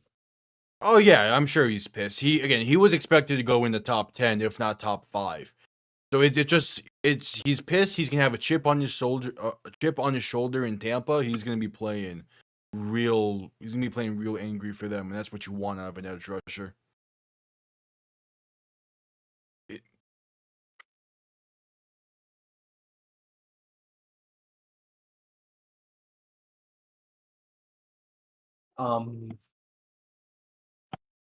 Blake, this is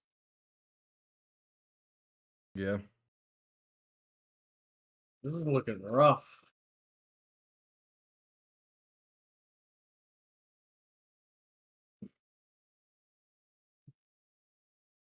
The Hawks have timed out. How much There's like time's left? 16 seconds left on the clock, and it's a Okay. 1-point game in our favor. And But it's Hawks possession. So I'm able to see what the substitutions are on the ESPN app. Landry Shamet enters the game for Jalen Brunson is a notification I just got. What?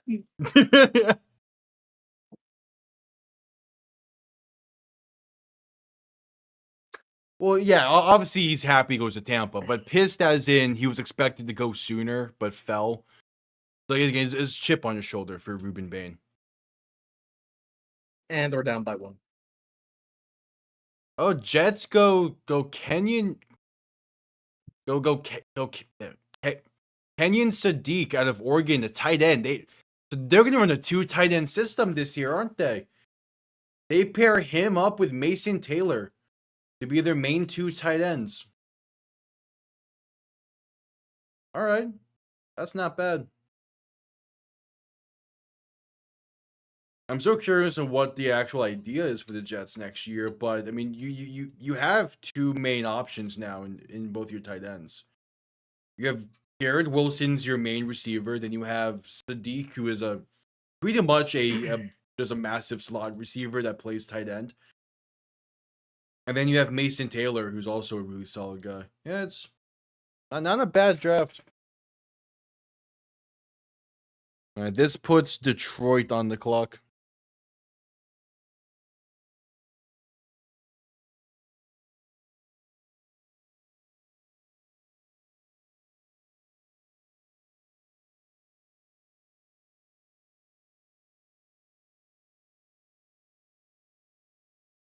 I'm looking at the at Bane's comment section under Bane's pick.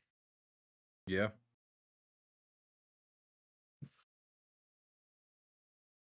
Fire Todd Bowell movements was one of the comments.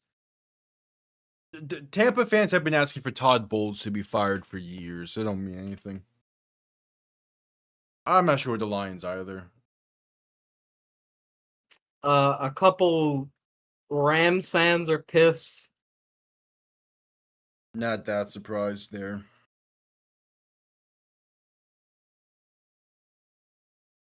But again, it's a logical pick for the Rams if you truly think about it. Everyone else is pointing out that the Oh my fucking god.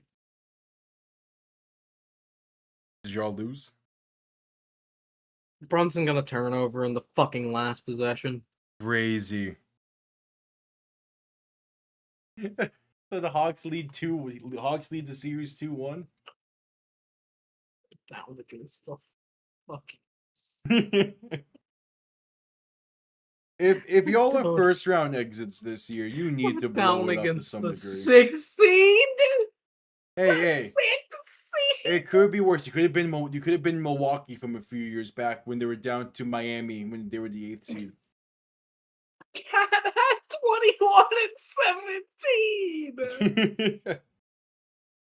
Brunson, you fucking suck.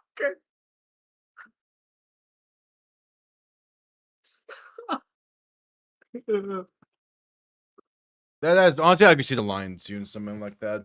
Blow the fucking team up right now. McHale is the worst player I've ever witnessed on this Sounds exactly like how I did after week 5 of Miami. Relocate to fucking Cancun. Hey, I said something similar. I said relocate to Montreal. Trade McHale to the fucking Grim Reaper. Kill 5 players that initiated the fastest round.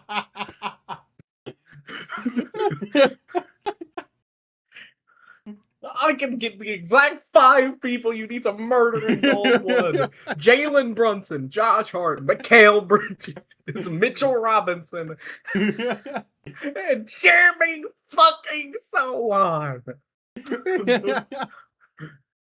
He didn't even get minutes this game. I hate him anyway. New York sports fan, everyone. We don't even have a good first round pick. He is. I mean, it could be a good first round pick. Could have been if they fell to 9. They still.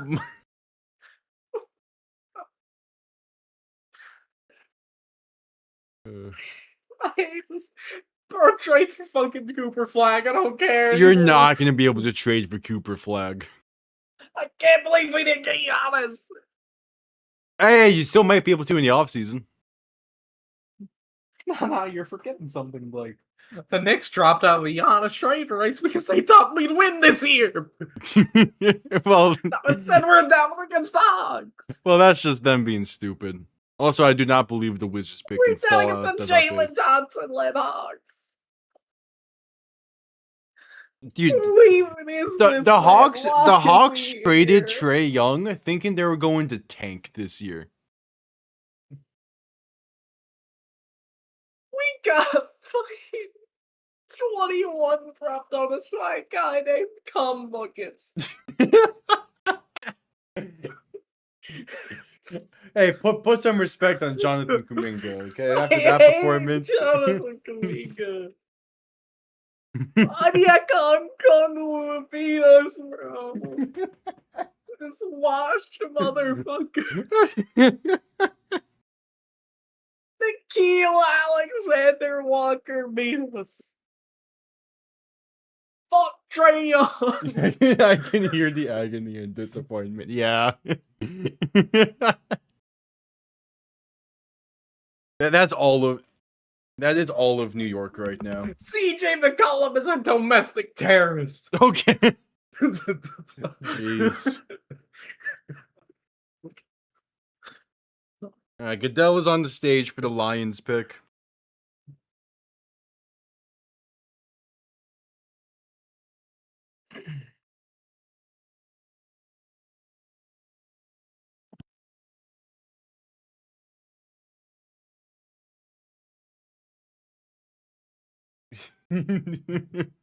That...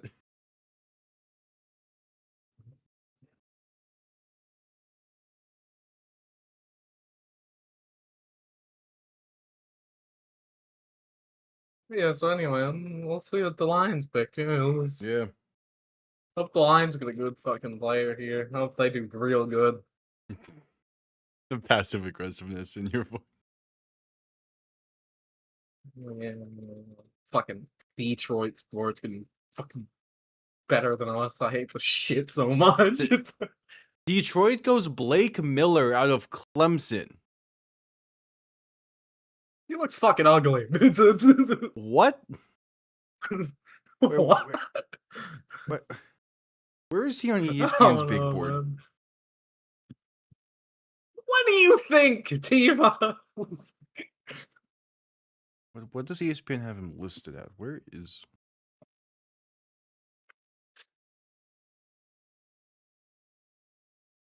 That feels like a massive reach. I mean, either way, this is gonna allow Sewell to move to left tackle as Miller is exclusively a right tackle, it seems. But this is okay. No, T-Fox. They didn't win. What's up? I also like the Ty Simpson pick when thought about logically. I just feel like they probably could have traded back a few spots to get it. Yeah, I think it's a fine pick. Maybe New York sports is in a great spot right now. Yeah, so anyway, let's talk about my favorite NBA team in the league, the Cleveland Cavaliers. As they hopefully beat. if they lose to the Raptors tonight, what are you gonna do? I'm probably going to. I am going to commit to becoming a Jazz fan. Also, Vikings pick instantly. They waste no time on this.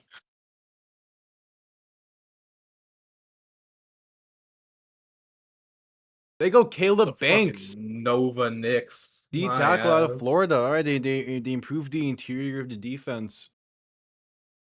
Caleb Banks. There were some I don't know who reports, this and is. there were some reports entering the draft that there might be an injury scare for him that might bring him out of the first round. But nah, he goes 18 to Minnesota. They get a real damn good player. As Philly has traded up to 20. Carolina is currently on the clock fully as they pick at 19, but their pick is already in. So Philly is on the clock at 20. They trade with Dallas. An interdivision trade to move the Eagles up to 20. Okay, I sure. can't fucking believe we fired Tibbs. Why did we fire Tibbs, man? Yeah, Caleb Banks is a solid pick. I would imagine the Eagles are going to go Mekhi Lemon. With the idea that they're going to trade AJ Brown after June 1st, I imagine they go receiver.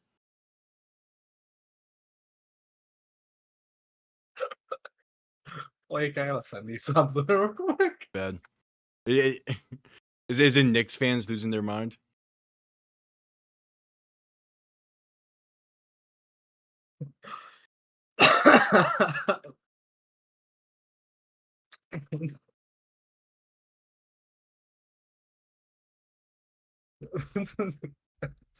Oh, girl.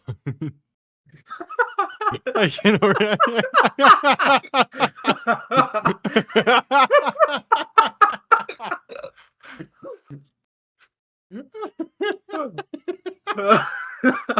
I love this 2K clip so much.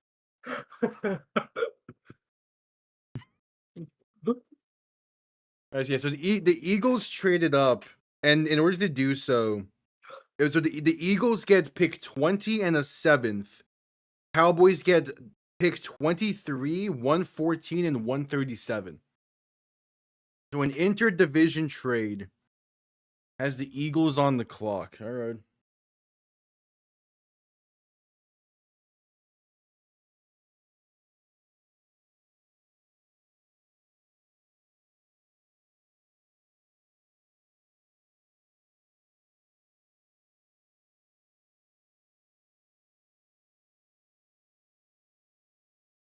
I imagine Carolina goes defense here to some degree.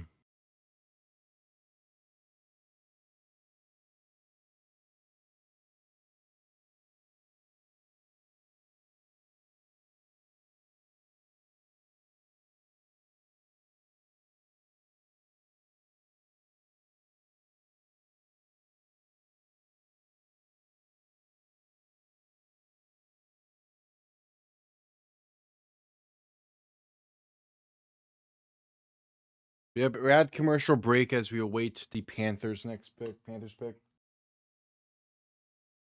Yeah.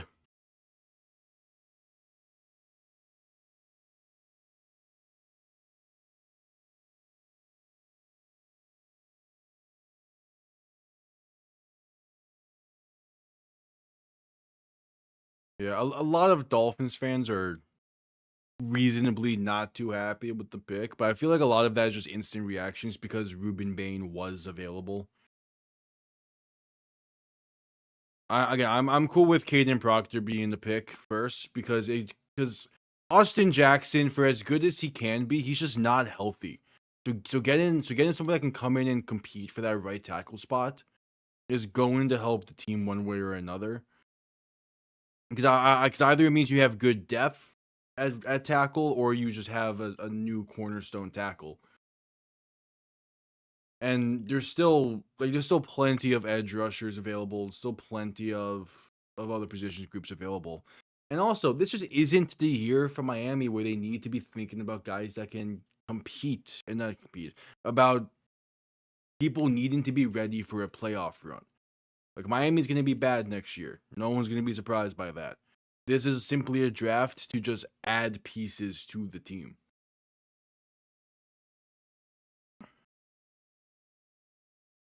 Now, would I have liked Ruben Bain or Caleb Downs? Yes, those were my top two for them. But I do still get the Caden Proctor pick, even if I don't fully agree with it. Because again, it's a roster that is full of holes. You have to fill them somehow.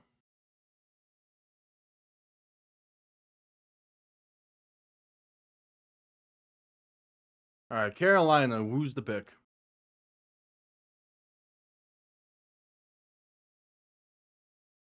Monroe Freely.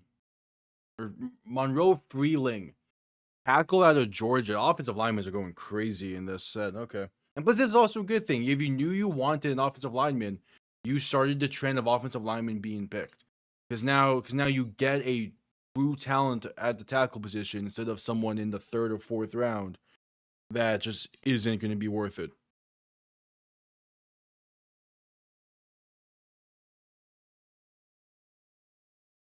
Eagles are on the clock.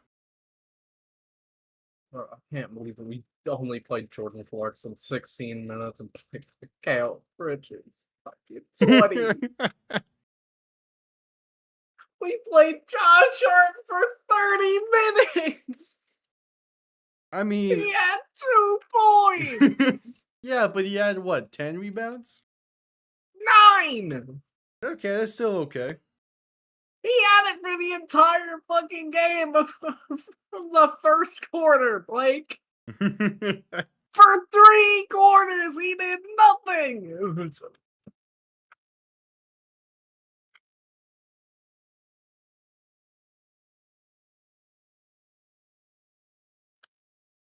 All right, so the Eagles are now up after the trade with Dallas, and their pick is officially in.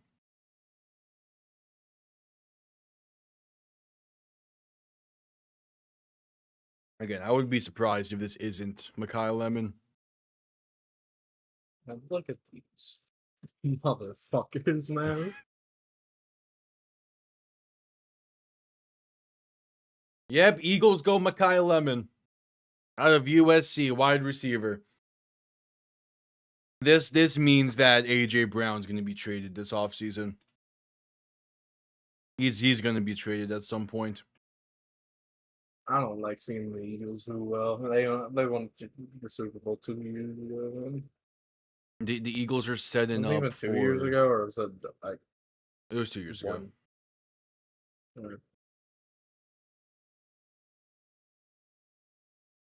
Goddamn Mikal Bridges stat line. Jeez.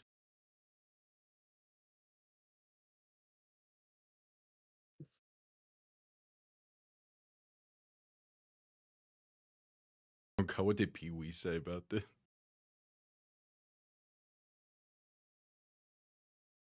I sent 2 of his tweets.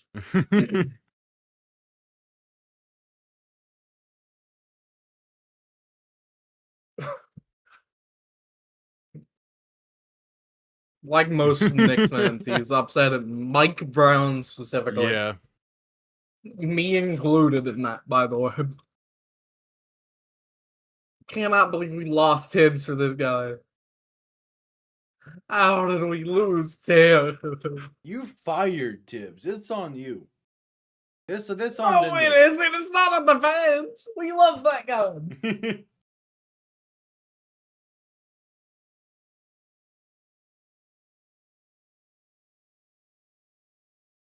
Oh hell yeah! One of my friends is at the draft. Really? Yeah, because he goes to Penn State, so he made the drive over there.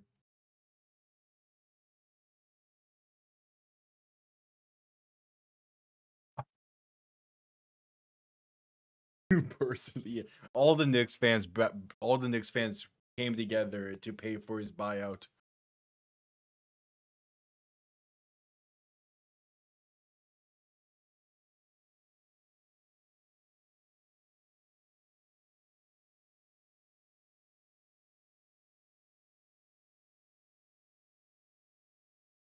I have no idea what the Steelers do here. Like, legit, no idea. Because they're one of those. Because the thing with the Steelers is they still have no idea if Aaron Rodgers is going to be playing next year or not. And that's kind of what the main thing they're waiting for.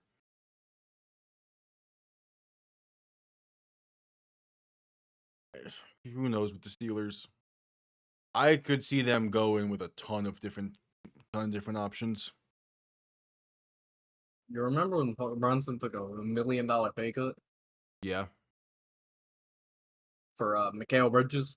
Yeah. So how the fuck do we get out of this contract now? Because we, I hate the fact that Mikal Bridges is making any amount of the money that he is. I mean, a team will probably trade for him, but you're not going to get nearly the same as what you gave up for him back.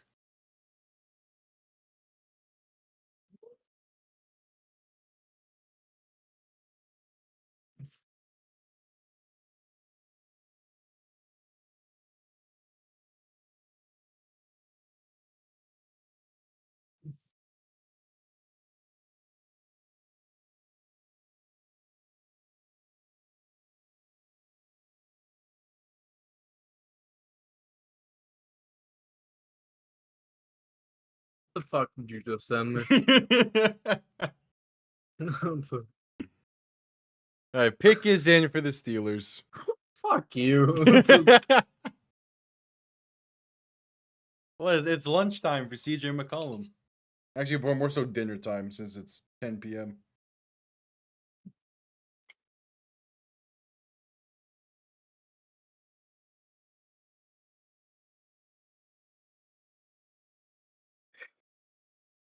I'm doing a rebuild of the Knicks after this fucking stream is yeah. over, man. Hell yeah, I'm down. Second this is over, I'm hopping this. Laughing it up. You see rebuild the Knicks. I need something in the background while I continue to play Lego Batman 2.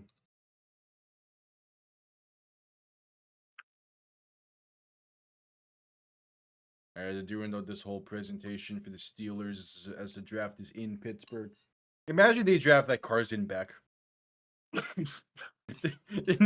they go completely out of left field and draft Drew Aller.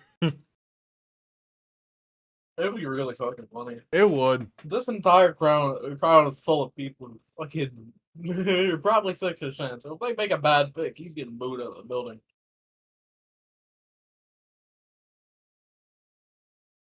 I mean, they're probably gonna boo the guy out of the building either way. Hey, you know, some good players have gotten booed out of the building on draft night. Yeah. Stockton had that happen to him, actually. Not that. Wait, how? Because he got picked pretty high. Well, yeah, but and no one knew who he was. Were there fans in attendance for the NBA draft back then? Yeah. Damn. The NFL hasn't allowed fans to attend the draft since they got kicked out of Rockefeller, like in 2014. Oh. Yeah.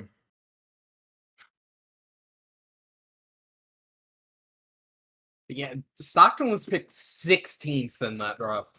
And he got booed out the building. What? Like it was bad. And the second that happened, I think he was probably put it on a mission to become the best fucking playmaker of all time. Yeah, and he did just that. I wouldn't say he's the best playmaker of all time, but he certainly is one of them. Yeah. I'm hoping the NHL lottery is in favor of Florida, but that's not for another like month or so.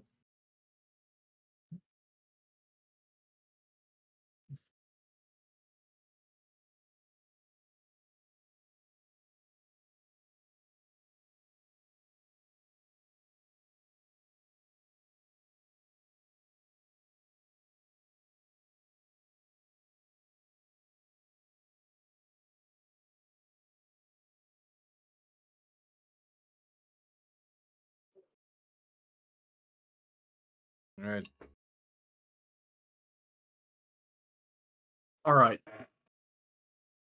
Please wrap it up. No, it's the Steelers are always gonna take a while for this first pick. That's just the nature of it.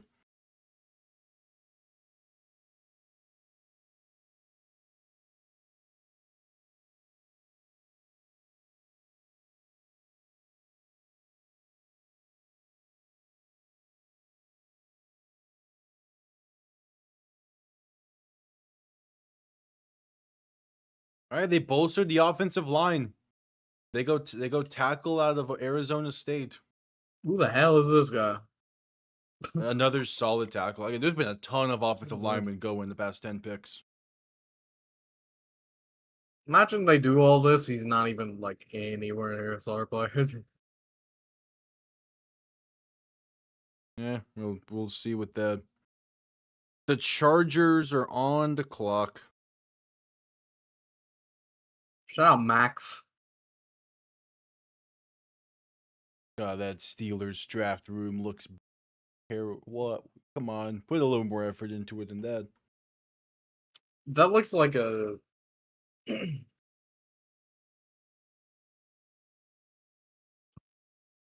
I'm not gonna try to pronounce that last name because I have not had the time. Steelers to draft learn it room yet. looks like a damn trunk or treat.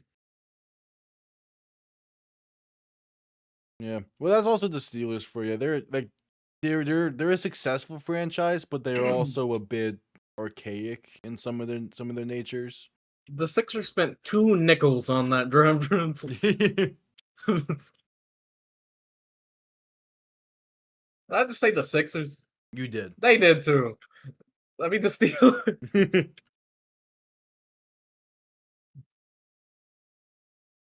Trust the process. I don't know what else to say.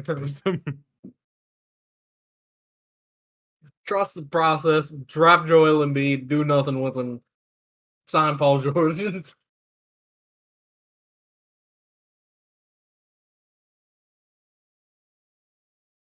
Yeah, the Chargers pick is in. I imagine this is also potentially offensive line because the Chargers need interior line help. They just need to be healthy on the exterior of the offensive line. But they have 2 good tackles. It's just the interior is an issue.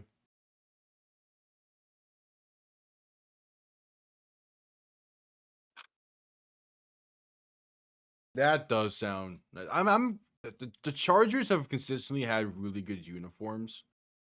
It's just they don't belong in Los Angeles. That's the thing. It just don't belong there.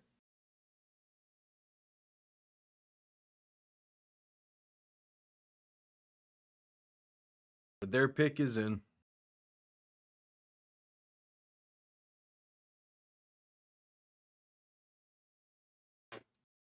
I hate hearing Mr. Brightside right now. Because it just feels so bad after, Yeah. everything.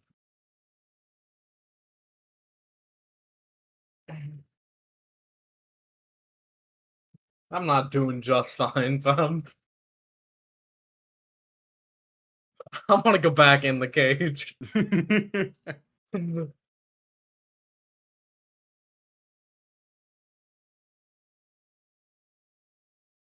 I, the Knicks got me missing Julius Randle. What the hell is going on?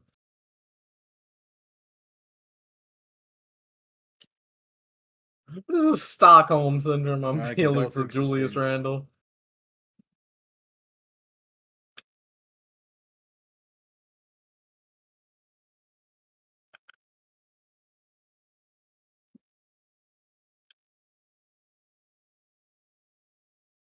What they go with.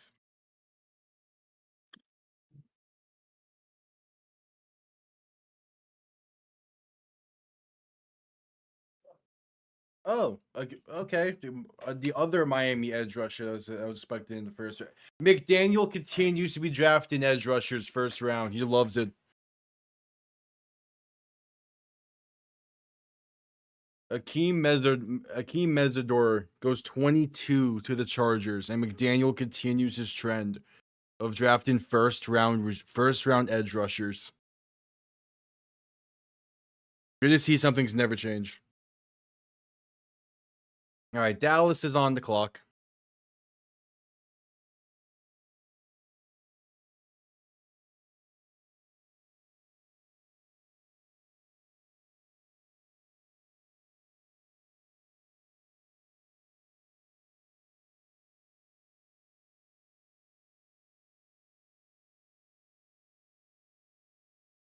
The Cowboys have been moving a plenty in this draft. They moved up to 11.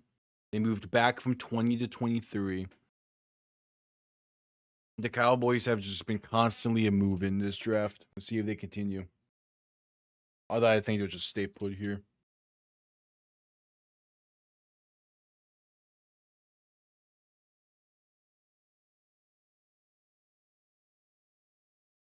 Oh yeah, those Commanders rivalries concept look great. I actually do love those.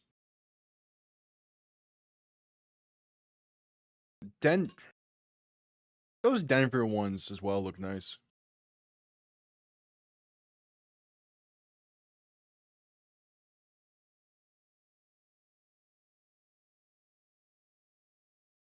Gradient is always something that I'm hesitant with when it comes to the NFL uniforms because it just never feels like it's done right. But maybe this way it could be.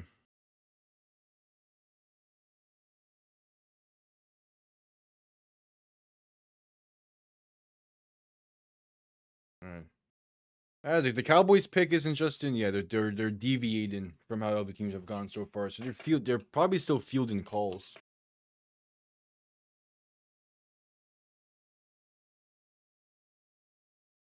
Yeah. Again, it could be done well. I've seen Gradient jerseys done well. It's just with the NFL, they always seem to be a bad luck of sorts.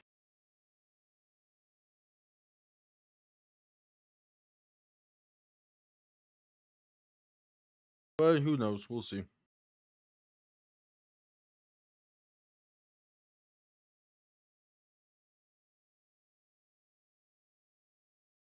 But yeah, that's true as well. With the rivalries being like a one-off thing, it could feel a lot better with it compared to like when the Falcons made it their part of their primaries, or when the Jaguars had their helmet with that gold gradient.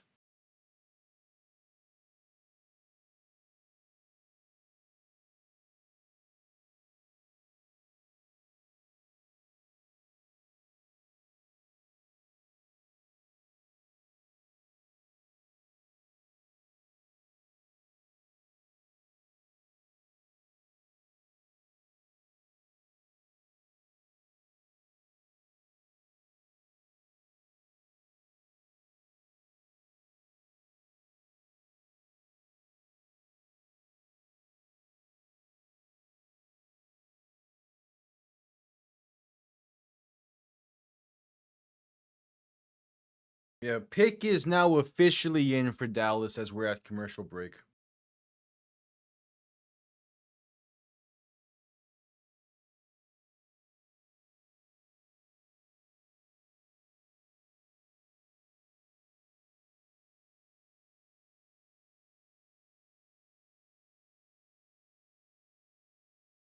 Within a minute of each other, the Knicks lost game 3 and the Mets gave up a grand slam to allow the game to be tied.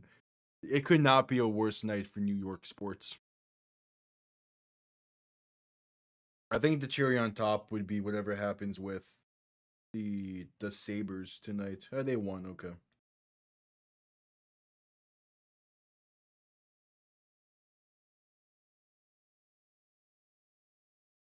Also, Toasty, going back to the Cavs, they're down by 11 to the Raptors.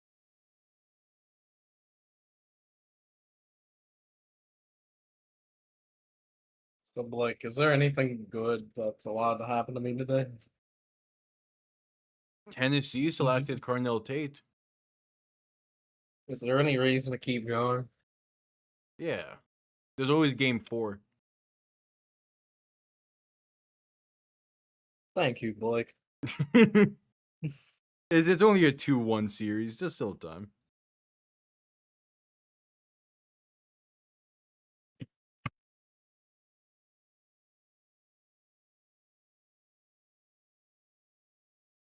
All right, Dallas, what you do here?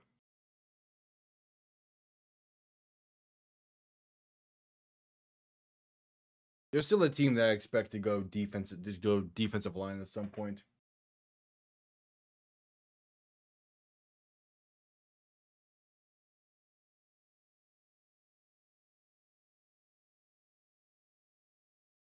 All right, Goodell.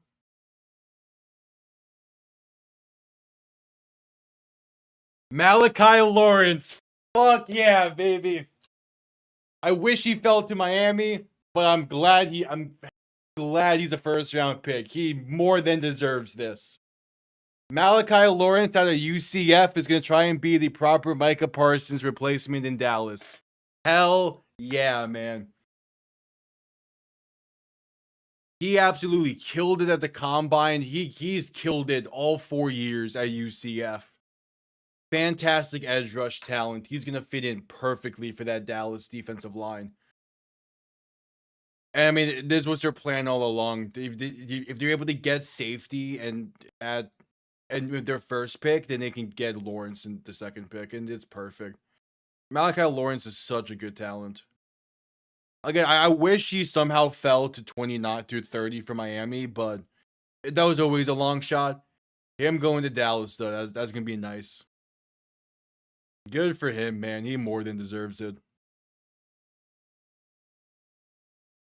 He more than deserves it, man. He's stuck through He's stuck through at UCF through some tough past few years with coaching changes, bad, like just all around poor team play.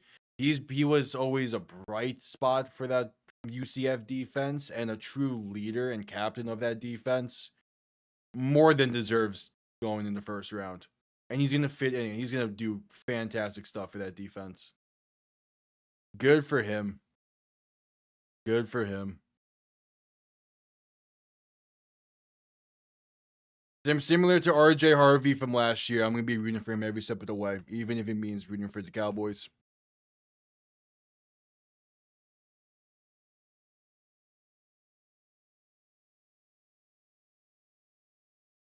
All right. Pick is in for Cleveland.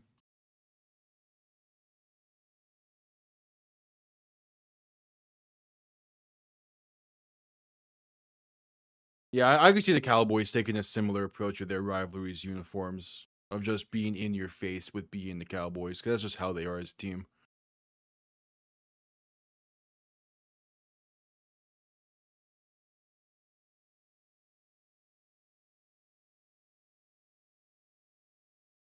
Yeah, Malachi Lawrence is such a good pick for them.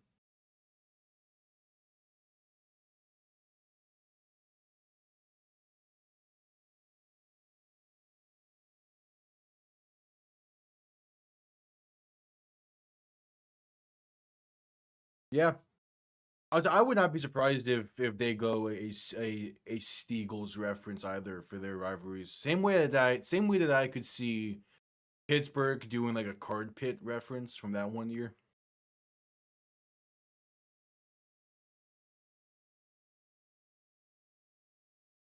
Toasted, you still there? If so, check what I just sent you.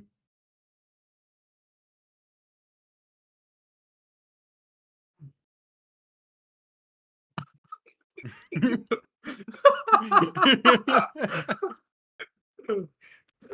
lord, bro. But Knicks fans are going in. Right, I'm pivoted to fucking watching like a Homestuck stream instead. Man.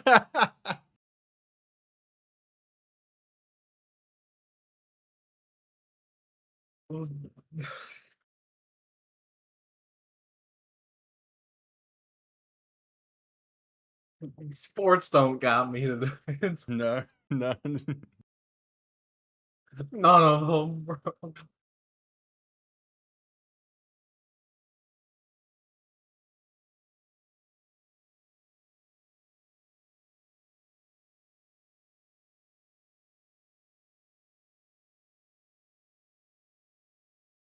And we're at commercial break as we await the announcement of the Browns' next pick.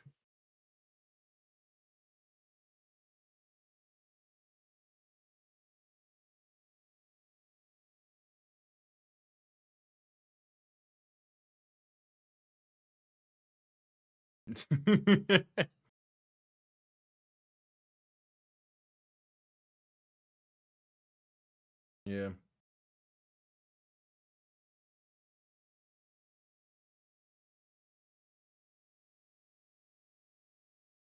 It's just an all around weird spot for sports because like the teams you would not expect to be aside from the MLB is the only league right now that is kind of going as expected, it seems, and even then you have the Mets being as bad as they have been, even though they were expected to be a top team in the league this year.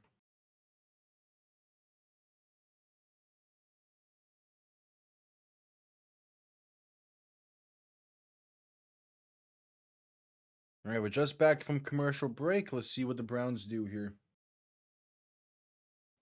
Can you genuinely tell me something? Like, What? so how is it that after every single lesson that we should have learned by now, do we keep blowing every single lead we have? The playoffs, bro. Because the Knicks are the definition of insanity. As the Browns go, Casey Conception, receiver out of Texas A&M. Honestly, solid pick. Kind of expect him to fall a bit more, but still, it's gonna be a good receiving option for whoever is at quarterback there. Yo, Brunson really is our new version of Patrick Ewing. Yeah, Keeps choking every single playoffs we have. We'll probably never make it to a finals until someone else takes over the fucking team for us.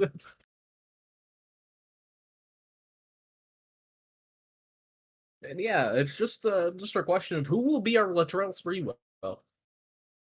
Mikal Bridge. All right, do you have any actual answers for me? How long do you have to wait before? You think we can get John Morant? No. I was saying, You if think you we get John Morant? I was saying if you're willing to wait 2 or 3 years, you might be able to draft someone that. Hold on, we need like we need a player exactly like what Latrell Sprewell was. You know, like someone with like someone who is like on thin ice with the league right now. Do you want Tyler Hero? Not particularly. Sure, you know what? Send them over. Yeah, gotcha. Honestly, we'll take Mikal off your hands plus 2 first-round pick. Sure, fuck it. I'd do that trade, honestly. For Hero, sure. Tyler Hero's been doing decently, hasn't he? He's been okay. Pick is Plus, in for you know, he's Chicago. been doing better on a better team than the fucking Nets were. Yeah, but he's also more so a sixth man that has just been too stubborn to realize that. What do you think Latrell Sprewell was for us? Fair enough. He was a sixth man, and then he did so well in the playoffs that we had to bump him to our starting small forward, and then he carried us to the finals.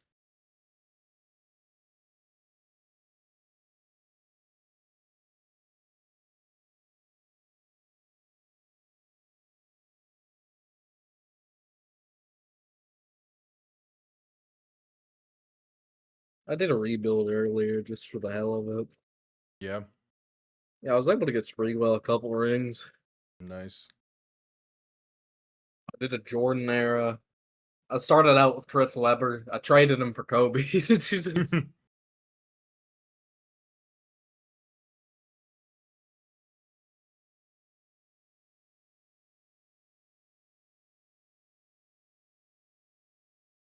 Also, it's funny seeing Giants fans just be in it right now as well. I would think the Bears go defense. That's kind of was like that kind of is the one side of the ball that they need help with, mainly because it's just not as young. They're pretty young offensively, so they're able to give that side time to develop. So off of that, I think if you go,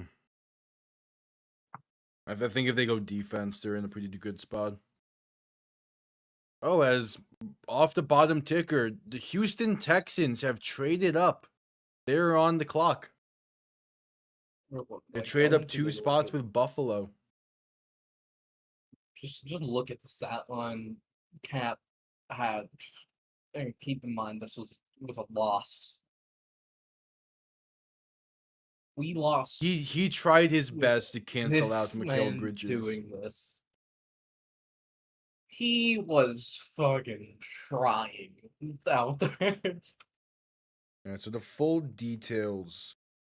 The Texans get pick 26 and 91 in exchange for 28, 63, and 168. All right. Solid for both sides.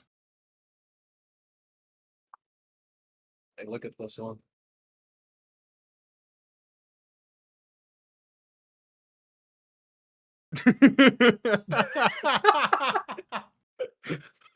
Bro, Knicks fans are the best. They're just the best. They're always content. Win or lose, they're The content. chat, this tweet said, I'm going to strap a bomb to my chest at the next Mikal Bridges meet and greet. It's the Knicks fans or something.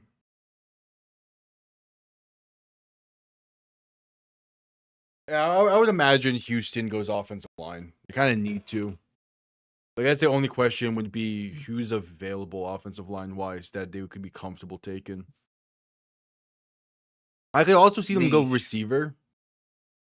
Just because, not necessarily because they need a receiver, more so just because one of their top 2 receivers has been hurt the past 2 seasons at the tail end of the season. Yeah, offensive line would more so be the pick.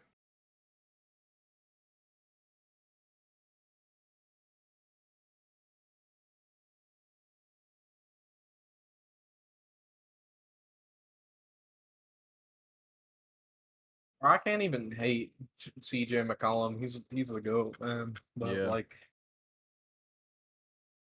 Again, it'd be nice if Jalen Brunson wasn't a walking traffic gun. Again, like CJ McCollum was seen as a roster filler or a salary cap filler in the Trae Young trade, and he's won them 2 playoff games. He's better than Trae Young. Yeah, yeah, because he can play defense on top of everything.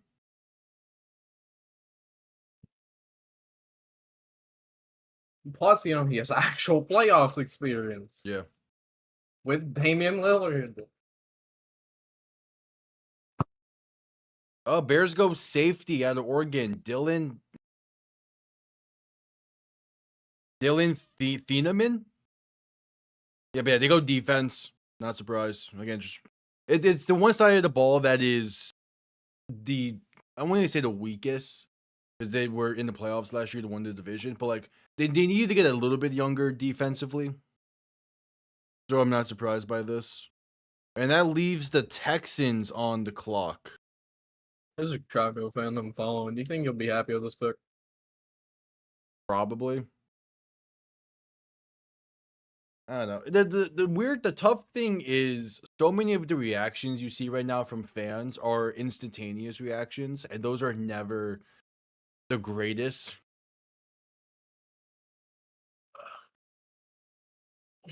Who the fuck is Genghis Khan? Exactly. That's a great example of it.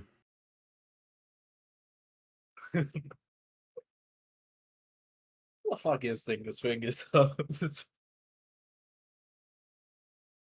Yeah, Houston's on the clock. Hey, Okay, you know, it started O-line out would looking seem like like that the guy pick. was wrong, but honestly, he's been kind of right over the past few years. He has been. Wait, Miami made another trade? Miami made another trade. Miami said they has weren't moving up. Miami has traded up. They're on the clock. Oh shit, okay. I said they weren't interested in trading him. There must be someone they really want, and I think I know who that might be. Who is it? Either Avion Terrell or Jared McCoy. Either way, I believe they're going to go after a corner here and improve that defense finally. What did they give up to trade up? What? They gave up Yeah, to they return the traded ball with over. Again? I don't know. They trade up with San Francisco. They're on the clock at... Okay. They're on the What clock happened at to again? 27. He's in Atlanta. Oh, cool. Who'd you trade him for? We released him. Who do you have as your Malik Willis. Who? He was with the Packers the past 2 years. He looked pretty solid last year during his brief amount of time. Okay, so Miami trades pick 30 and pick 90 to move up 3 spots. I'm fine with that. There's a reason Miami had 7-8 picks in the top 100. It's for stuff like that. There is no halftime show for the draft, Ponko. Actually, no, the draft halftime show was like 30 minutes ago when the Knicks lost.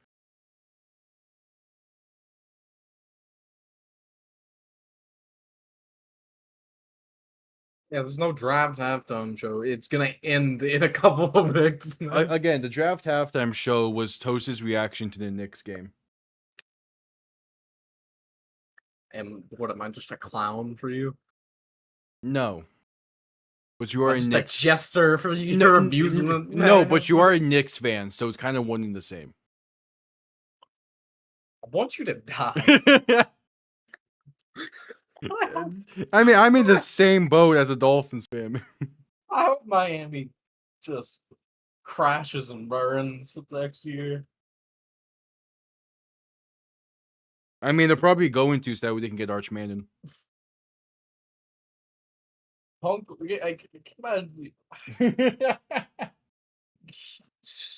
I have permission to just like ban or hide those or Punk from the channel right now? Well, I think hiding on your end will just make it so you pretty much block him as like in Discord. Yeah. I think the crash shot was a little funny, especially the Mikal Bridges parts. Pick his infamous. Fuck Mikal Bridges. Exactly. Oh, Miami also gets pick 138 in return. Okay. Yeah, Punkle, as soon as the draft's over, we're going to be hopping back over to the main VC.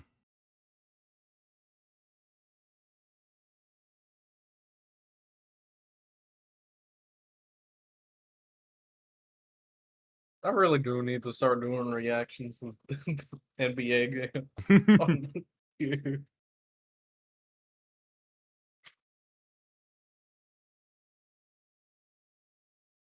Texans 'Cause go we think, Texans go you think Keelan that- Rutledge, guard out of Georgia Tech. I love this pick for the Texans. Talk about someone that will absolutely be fantastic against the run. Rutledge is gonna do wonders for the Texans on the interior of the offensive line. That's a great pick for them. The bolstering the offensive line was a key thing for the Texans this offseason, and they get someone that is elite against the run and can do really well against the pass. That's a great pick. I like these Yeah, outlets. Derek Gray's able is a good way to put it. These highlights are decent.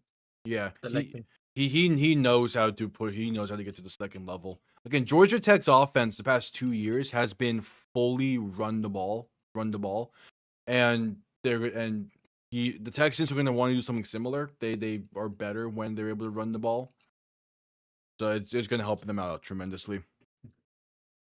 But like, I want to point out, if you think that crash out was like anything too crazy, that is him holding back because we're live.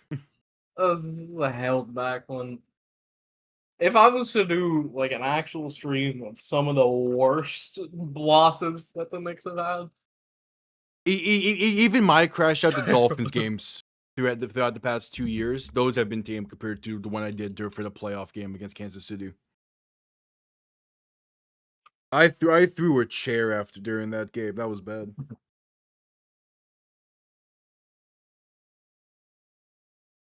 Genuinely, I'm liable to chuck my mic halfway across the room. If the Knicks make it to another conference finals and lose to the Pacers. Oh, that was so funny last year.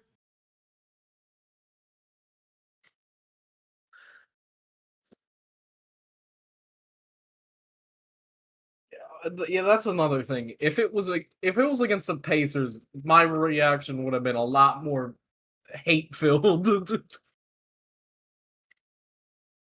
Yeah, because of the Pacers or the Heat, that's how you know it's gonna be a lot. I wish we had a Heat Knicks playoff series this year. If we did, we would have been live with those games. It's been a little while. It has been. By that I mean it's been 2 years.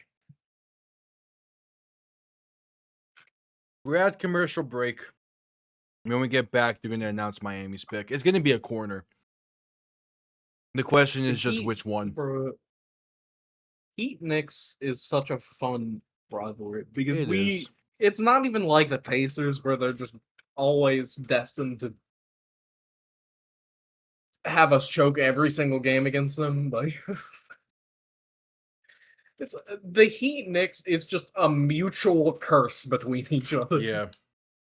That we will always be there to ruin the other's fun. Yeah. It was the same way for Heat Celtics for a little while in the early 2020s. Yeah, like I want to keep in mind, like yeah, the Heat beat us when we were like the 2 seed, and keep in mind we did the exact same thing to the Heat back when we were the ace. Yeah, 99.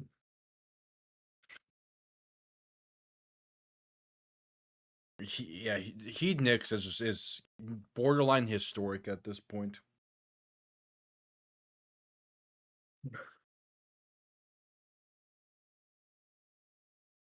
Like, keep in mind, Patrick Ewing and Alonzo Mourning are historically like really, really good friends. They do not talk about the Heat Knicks. Yeah. Because it was bad. All right, just getting back from commercial break. How does Miami end their night? Or even during the Heatles era, it was bad, dude. Yeah. What in those 4 years, it was Heat Knicks like twice. Well, the thing was, like the Knicks always like torched the Heat during the like regular season, with the playoffs all around. But we never met during the playoffs. Yeah. I thought they met at least once. No, that's why Melo was as like adamant that if they met during the playoffs, the Knicks probably would have made it to the finals. Because he was like, for whatever reason, really good against the Eagles. All right, Goodell takes the stage. Who is it, Miami? It has to be a corner. The question is just which one is it? There's a ton of good corners available. It's a random corner out of Stanford, and you'll like it. It's Chris Johnson out of San Diego State. Hell yeah! I talked that guy. I talked about him during the draft previews when I went through the secondary. I see a lot of Quinion Mitchell in the way he can play, and the fact that he's a smaller school guy that can just play up with the bigger talent. They have him compared to Davius White. I love this pick for a corner option.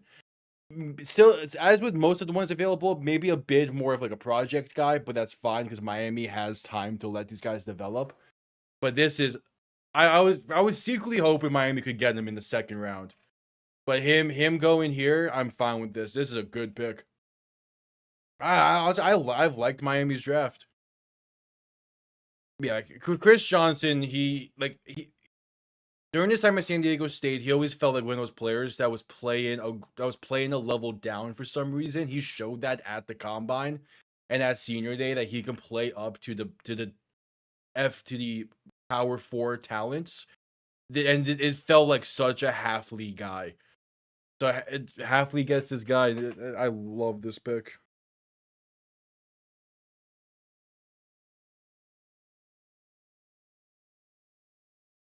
Rival executives believe Karl Anthony Towns will be the primary scapegoat if the Knicks fail to reach the finals. If that happens, I swear to God, I will lose my shit. If Jeremy Lin 2.0 happens, I will be pissed.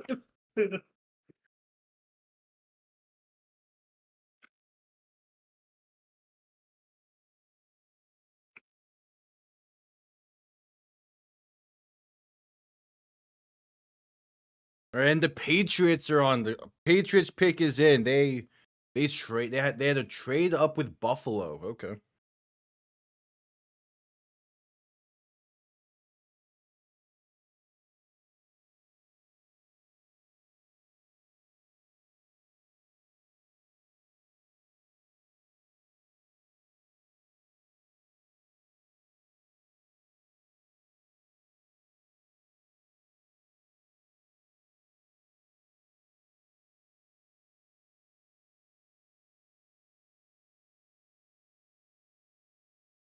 All right, where did the Patriots go here? Caleb Lomu, tackle out of Utah. Okay. Again, the left side of the offensive line was all rookies last year.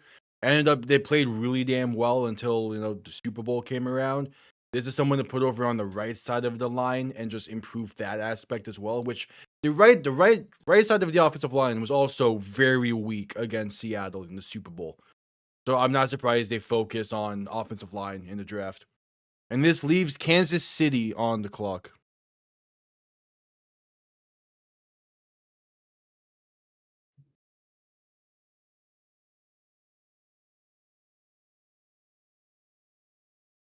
There's women's hockey, all that going on. It does, yeah. It's actually been interesting to keep up with. I'll check it out, I guess. All their games are free on YouTube. They go live on YouTube, so it's easy to keep up with. I'll look into it. And they're in a better spot than the Rangers are right now. The Rangers are in a weird position.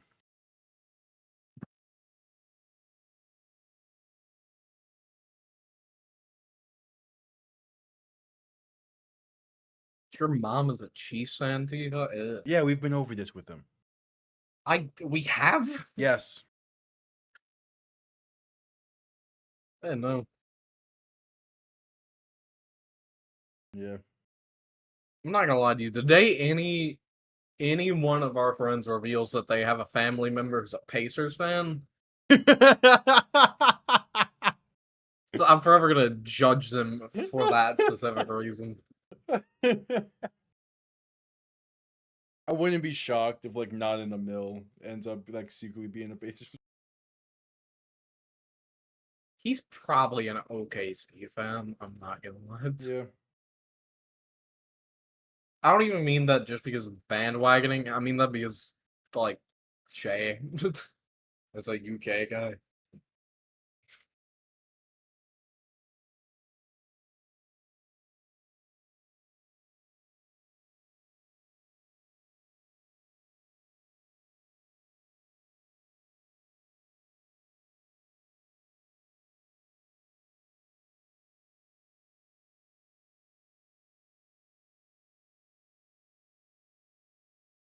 Like, this isn't even like close to the worst moments I've had as a Knicks fan.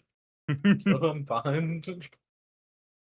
Yeah, I was there during e- Julius Randle. everything's coming And down after the initial reaction.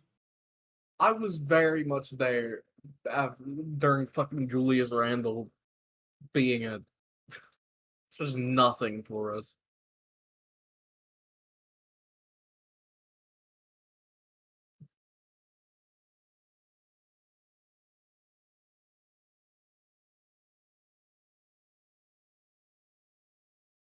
I was there. I was a fan during the Mellow era, so I know what it's like for a lot worse to happen to the team. Yeah.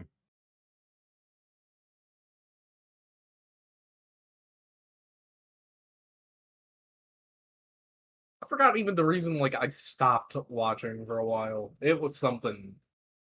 It was something. Um, I'm pretty sure it was us not getting Zion in the draft. Exactly. That I could see that being it. Because we fell to like it was a bad fall from what I remember. Oh, the Jets have traded back into the first round. They've traded Yeah. up with San Francisco. They're on the clock. Yeah, the Knicks were projected the #1 spot. We fell to 3 after Zion and Ja were already off the board. The Jets gave up pick 33 and 149 to move back up to 30. Okay. We did all that for RJ fucking Barrett.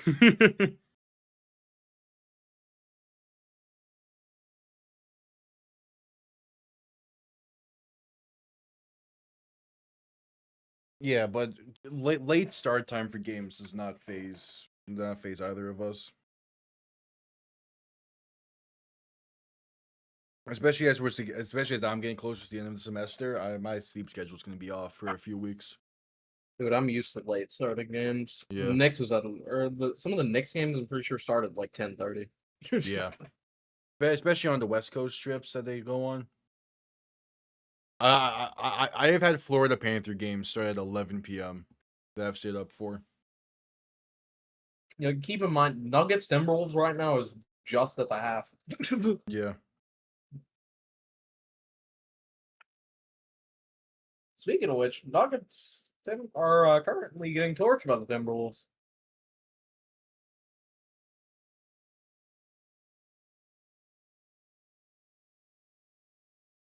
I like seeing Dante DiVincenzo do well. I wish we still had him, you know. All right, Chiefs, who's the pick here?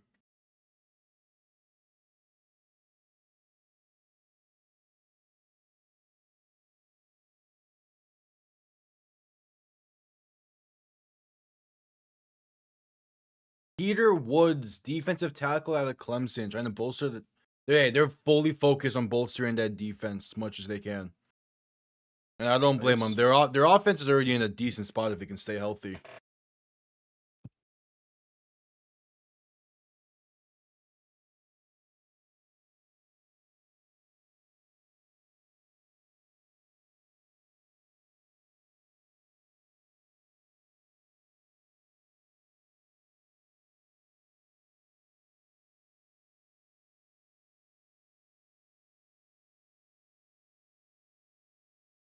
All right, so the Jets are up as we're slowly nearing the end of the first here.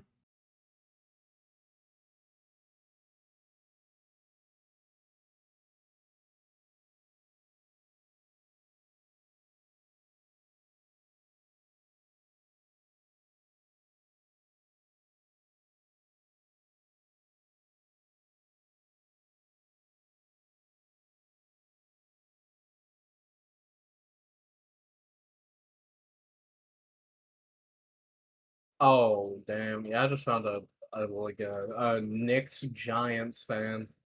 Ooh, yeah.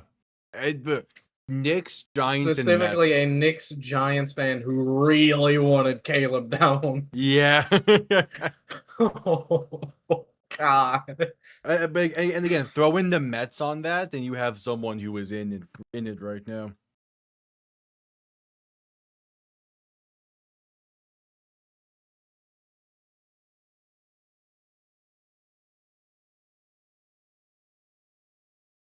All right, pick is in for the Jets.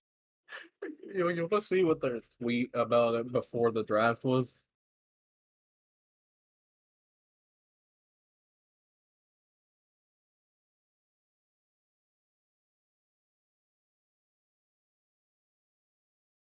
So the Jets traded back into the first round to get whoever this next guy is. Must be someone they really like.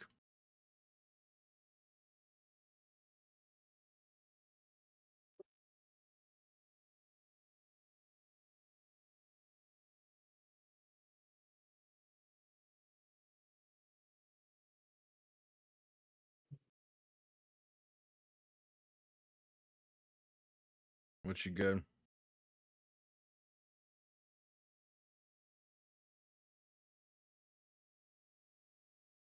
Bro, you got to keep in mind the Knicks aren't even a bad team. And New York sports are in hell right now.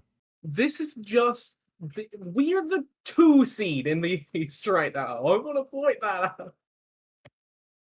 No, we're the 3 seed. Well, pretty much 2 seed. We were 2 games off the Celtics, I'm pretty sure. Jets go Omar Cooper Jr. out of Indiana. Okay, they traded up for him when there's definitely other receivers on the board that would have gone first. Yeah. All right, the Bills are on the clock. That's a weird one for the Jets. Okay. But yeah, they go receiver. They definitely needed another receiving option aside from Garrett Wilson. And Mason Taylor and Kenyon Sadiq. But Omar Cooper being that one? Interesting.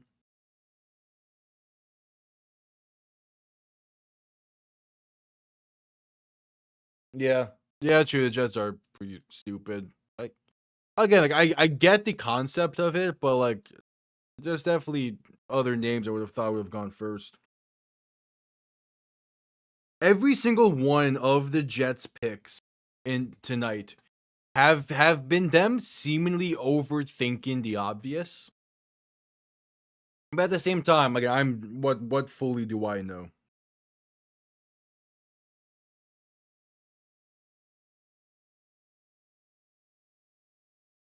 As we have another trade, the Titans have moved up. They're now on the clock.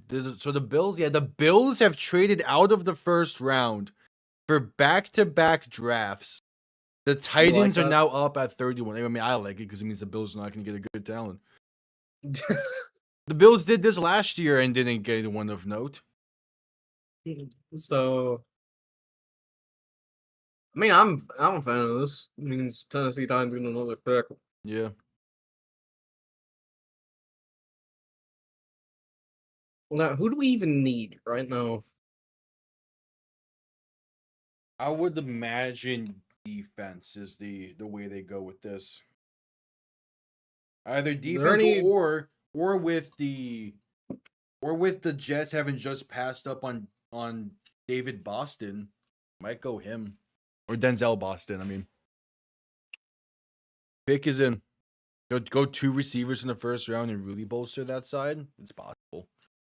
Because Tate and Boston are 2 different types of receivers, and also ones that you kind of need.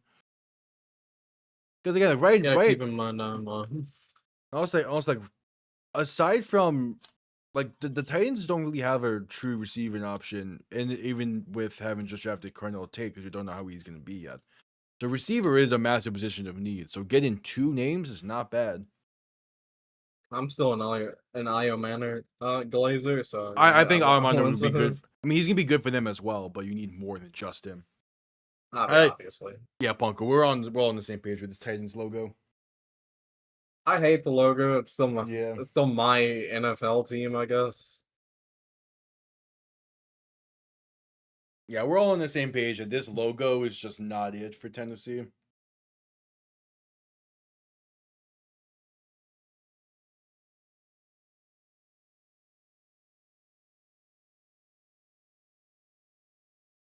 Yeah, CJ Allen is still available. Yeah, there's still some good names available. Miami's gonna be just fine with an early date. I can see why. I can see why they traded with this much talent available. Yeah.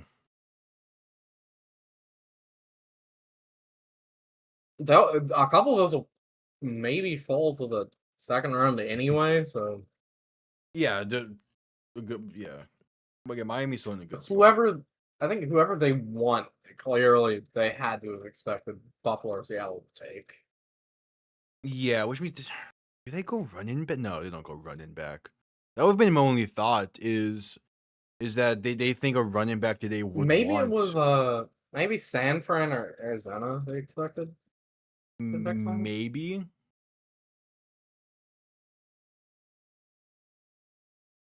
Because like if it was a receiver, I would have expected Buffalo to want to stay a receiver. But again, Buffalo also is the same team that traded back when Xavier Worthy was available for them to take with the Chiefs, who then picked him.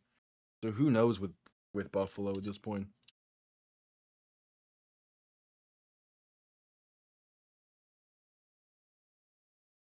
Eldrick Falk, edge rusher out of Auburn.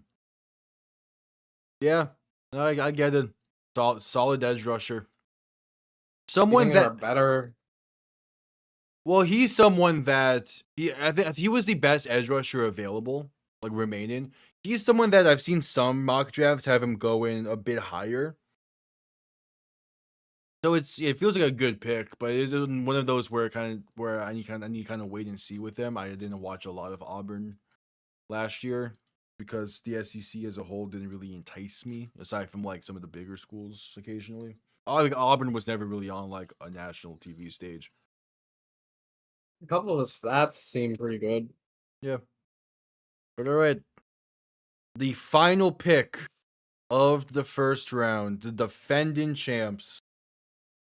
What will Seattle do here? I imagine if another running back is to be drafted in the first round, it will be here. I don't think it will though. Do it for the Sox. They're coming back.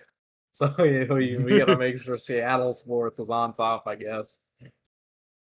I don't see them going running back, but at the same time, like, who really are they going to go with? Why am I acting like I care about Seattle sports? The only thing they did of note to me was draft Russell Westbrook. Even then, that was OKC, not Seattle. Well, wasn't he drafted under Seattle? But then they changed. Also, yeah, he might have been right actually. After. I'm pretty sure their first pick, as the Thunder was James Harden. That might have been the case, yeah. His KD played his first year as a Sonic. Yeah, I know that.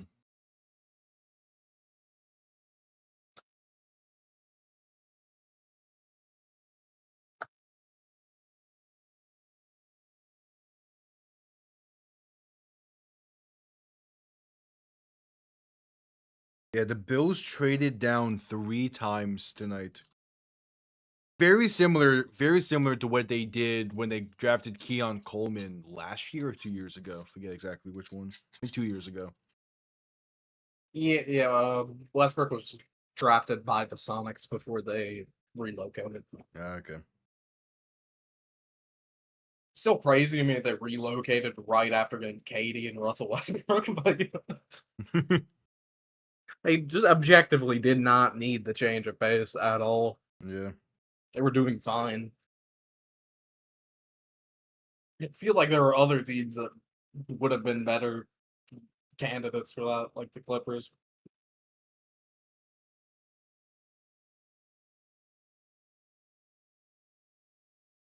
Yeah, I imagine like logically, Seattle going running back would make sense here.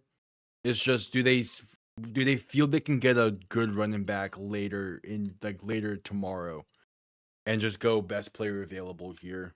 But the weird thing is like best player availables are all positions that have plenty of talent in already. So The question is, do they give a shit about this? well, they're gonna select here. I'm pretty sure the picks are already Yeah, technically in. obviously.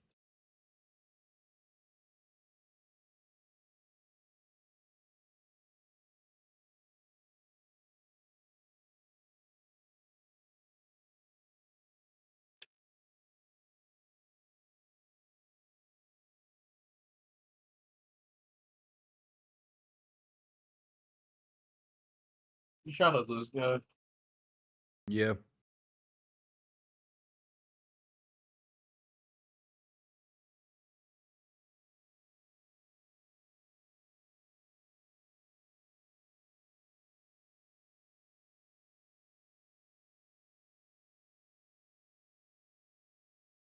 Yeah, we'll see what the Seahawks do here.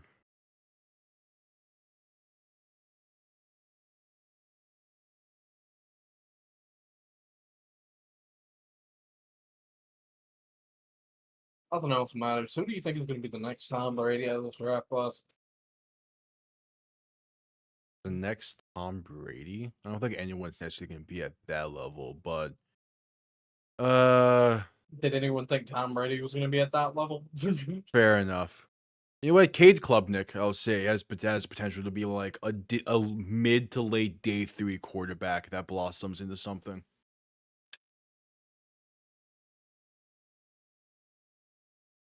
Correct me if I'm wrong. Wasn't Tom Brady did he fall out of the first round completely? Tom Brady was a 5th round pick. Jesus Christ. Yeah, he was pick 199. Actually, that might have made him a 6th round pick then. Either way, he was late.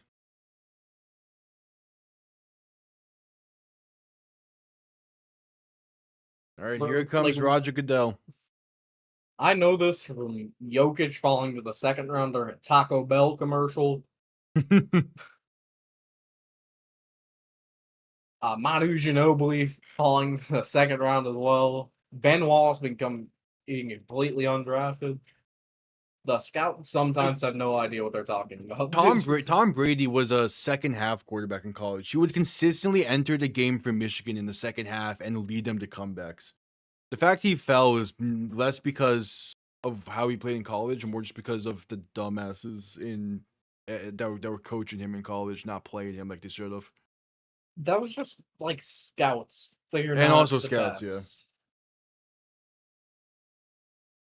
Like scouts will see a generational player just because their game doesn't look flashy, they won't write it down at all. That's part of the reason why Wallace was undrafted completely.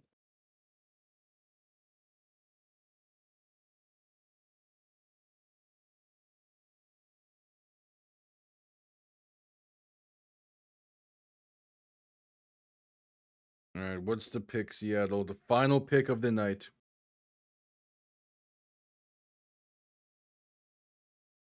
This guy's going crazy. Yeah.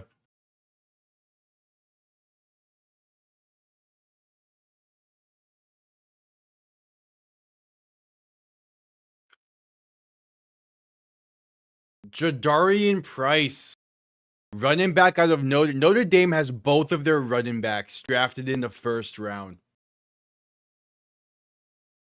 Good for them. Definitely someone that would need.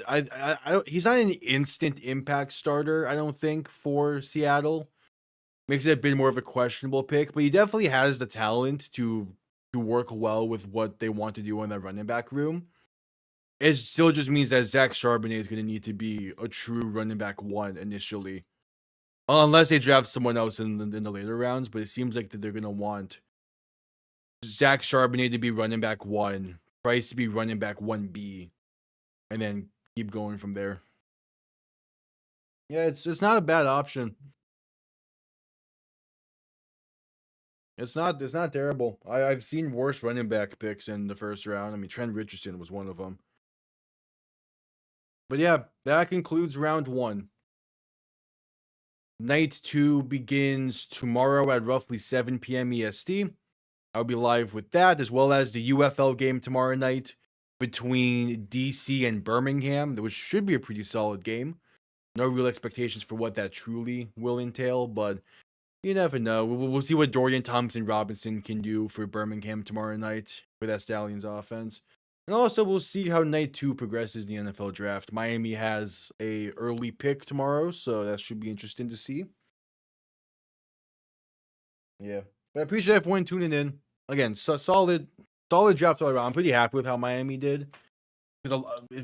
Also mainly because, again, this is a team that is not expected to be fully competitive right away, so they can give these guys time to develop, and that's all that really matters at this point for Miami and this draft. So it's solid. I appreciate everyone tuning in. So they didn't hop over to the other VC channel so we can fix the Knicks. And I'll see everyone. To fix the Knicks. Yeah. I'll see everyone next time. 6. Yep. I'll see everyone next time. See everyone tomorrow night. Have yourselves a damn good one. Peace. You just stealing my Yes.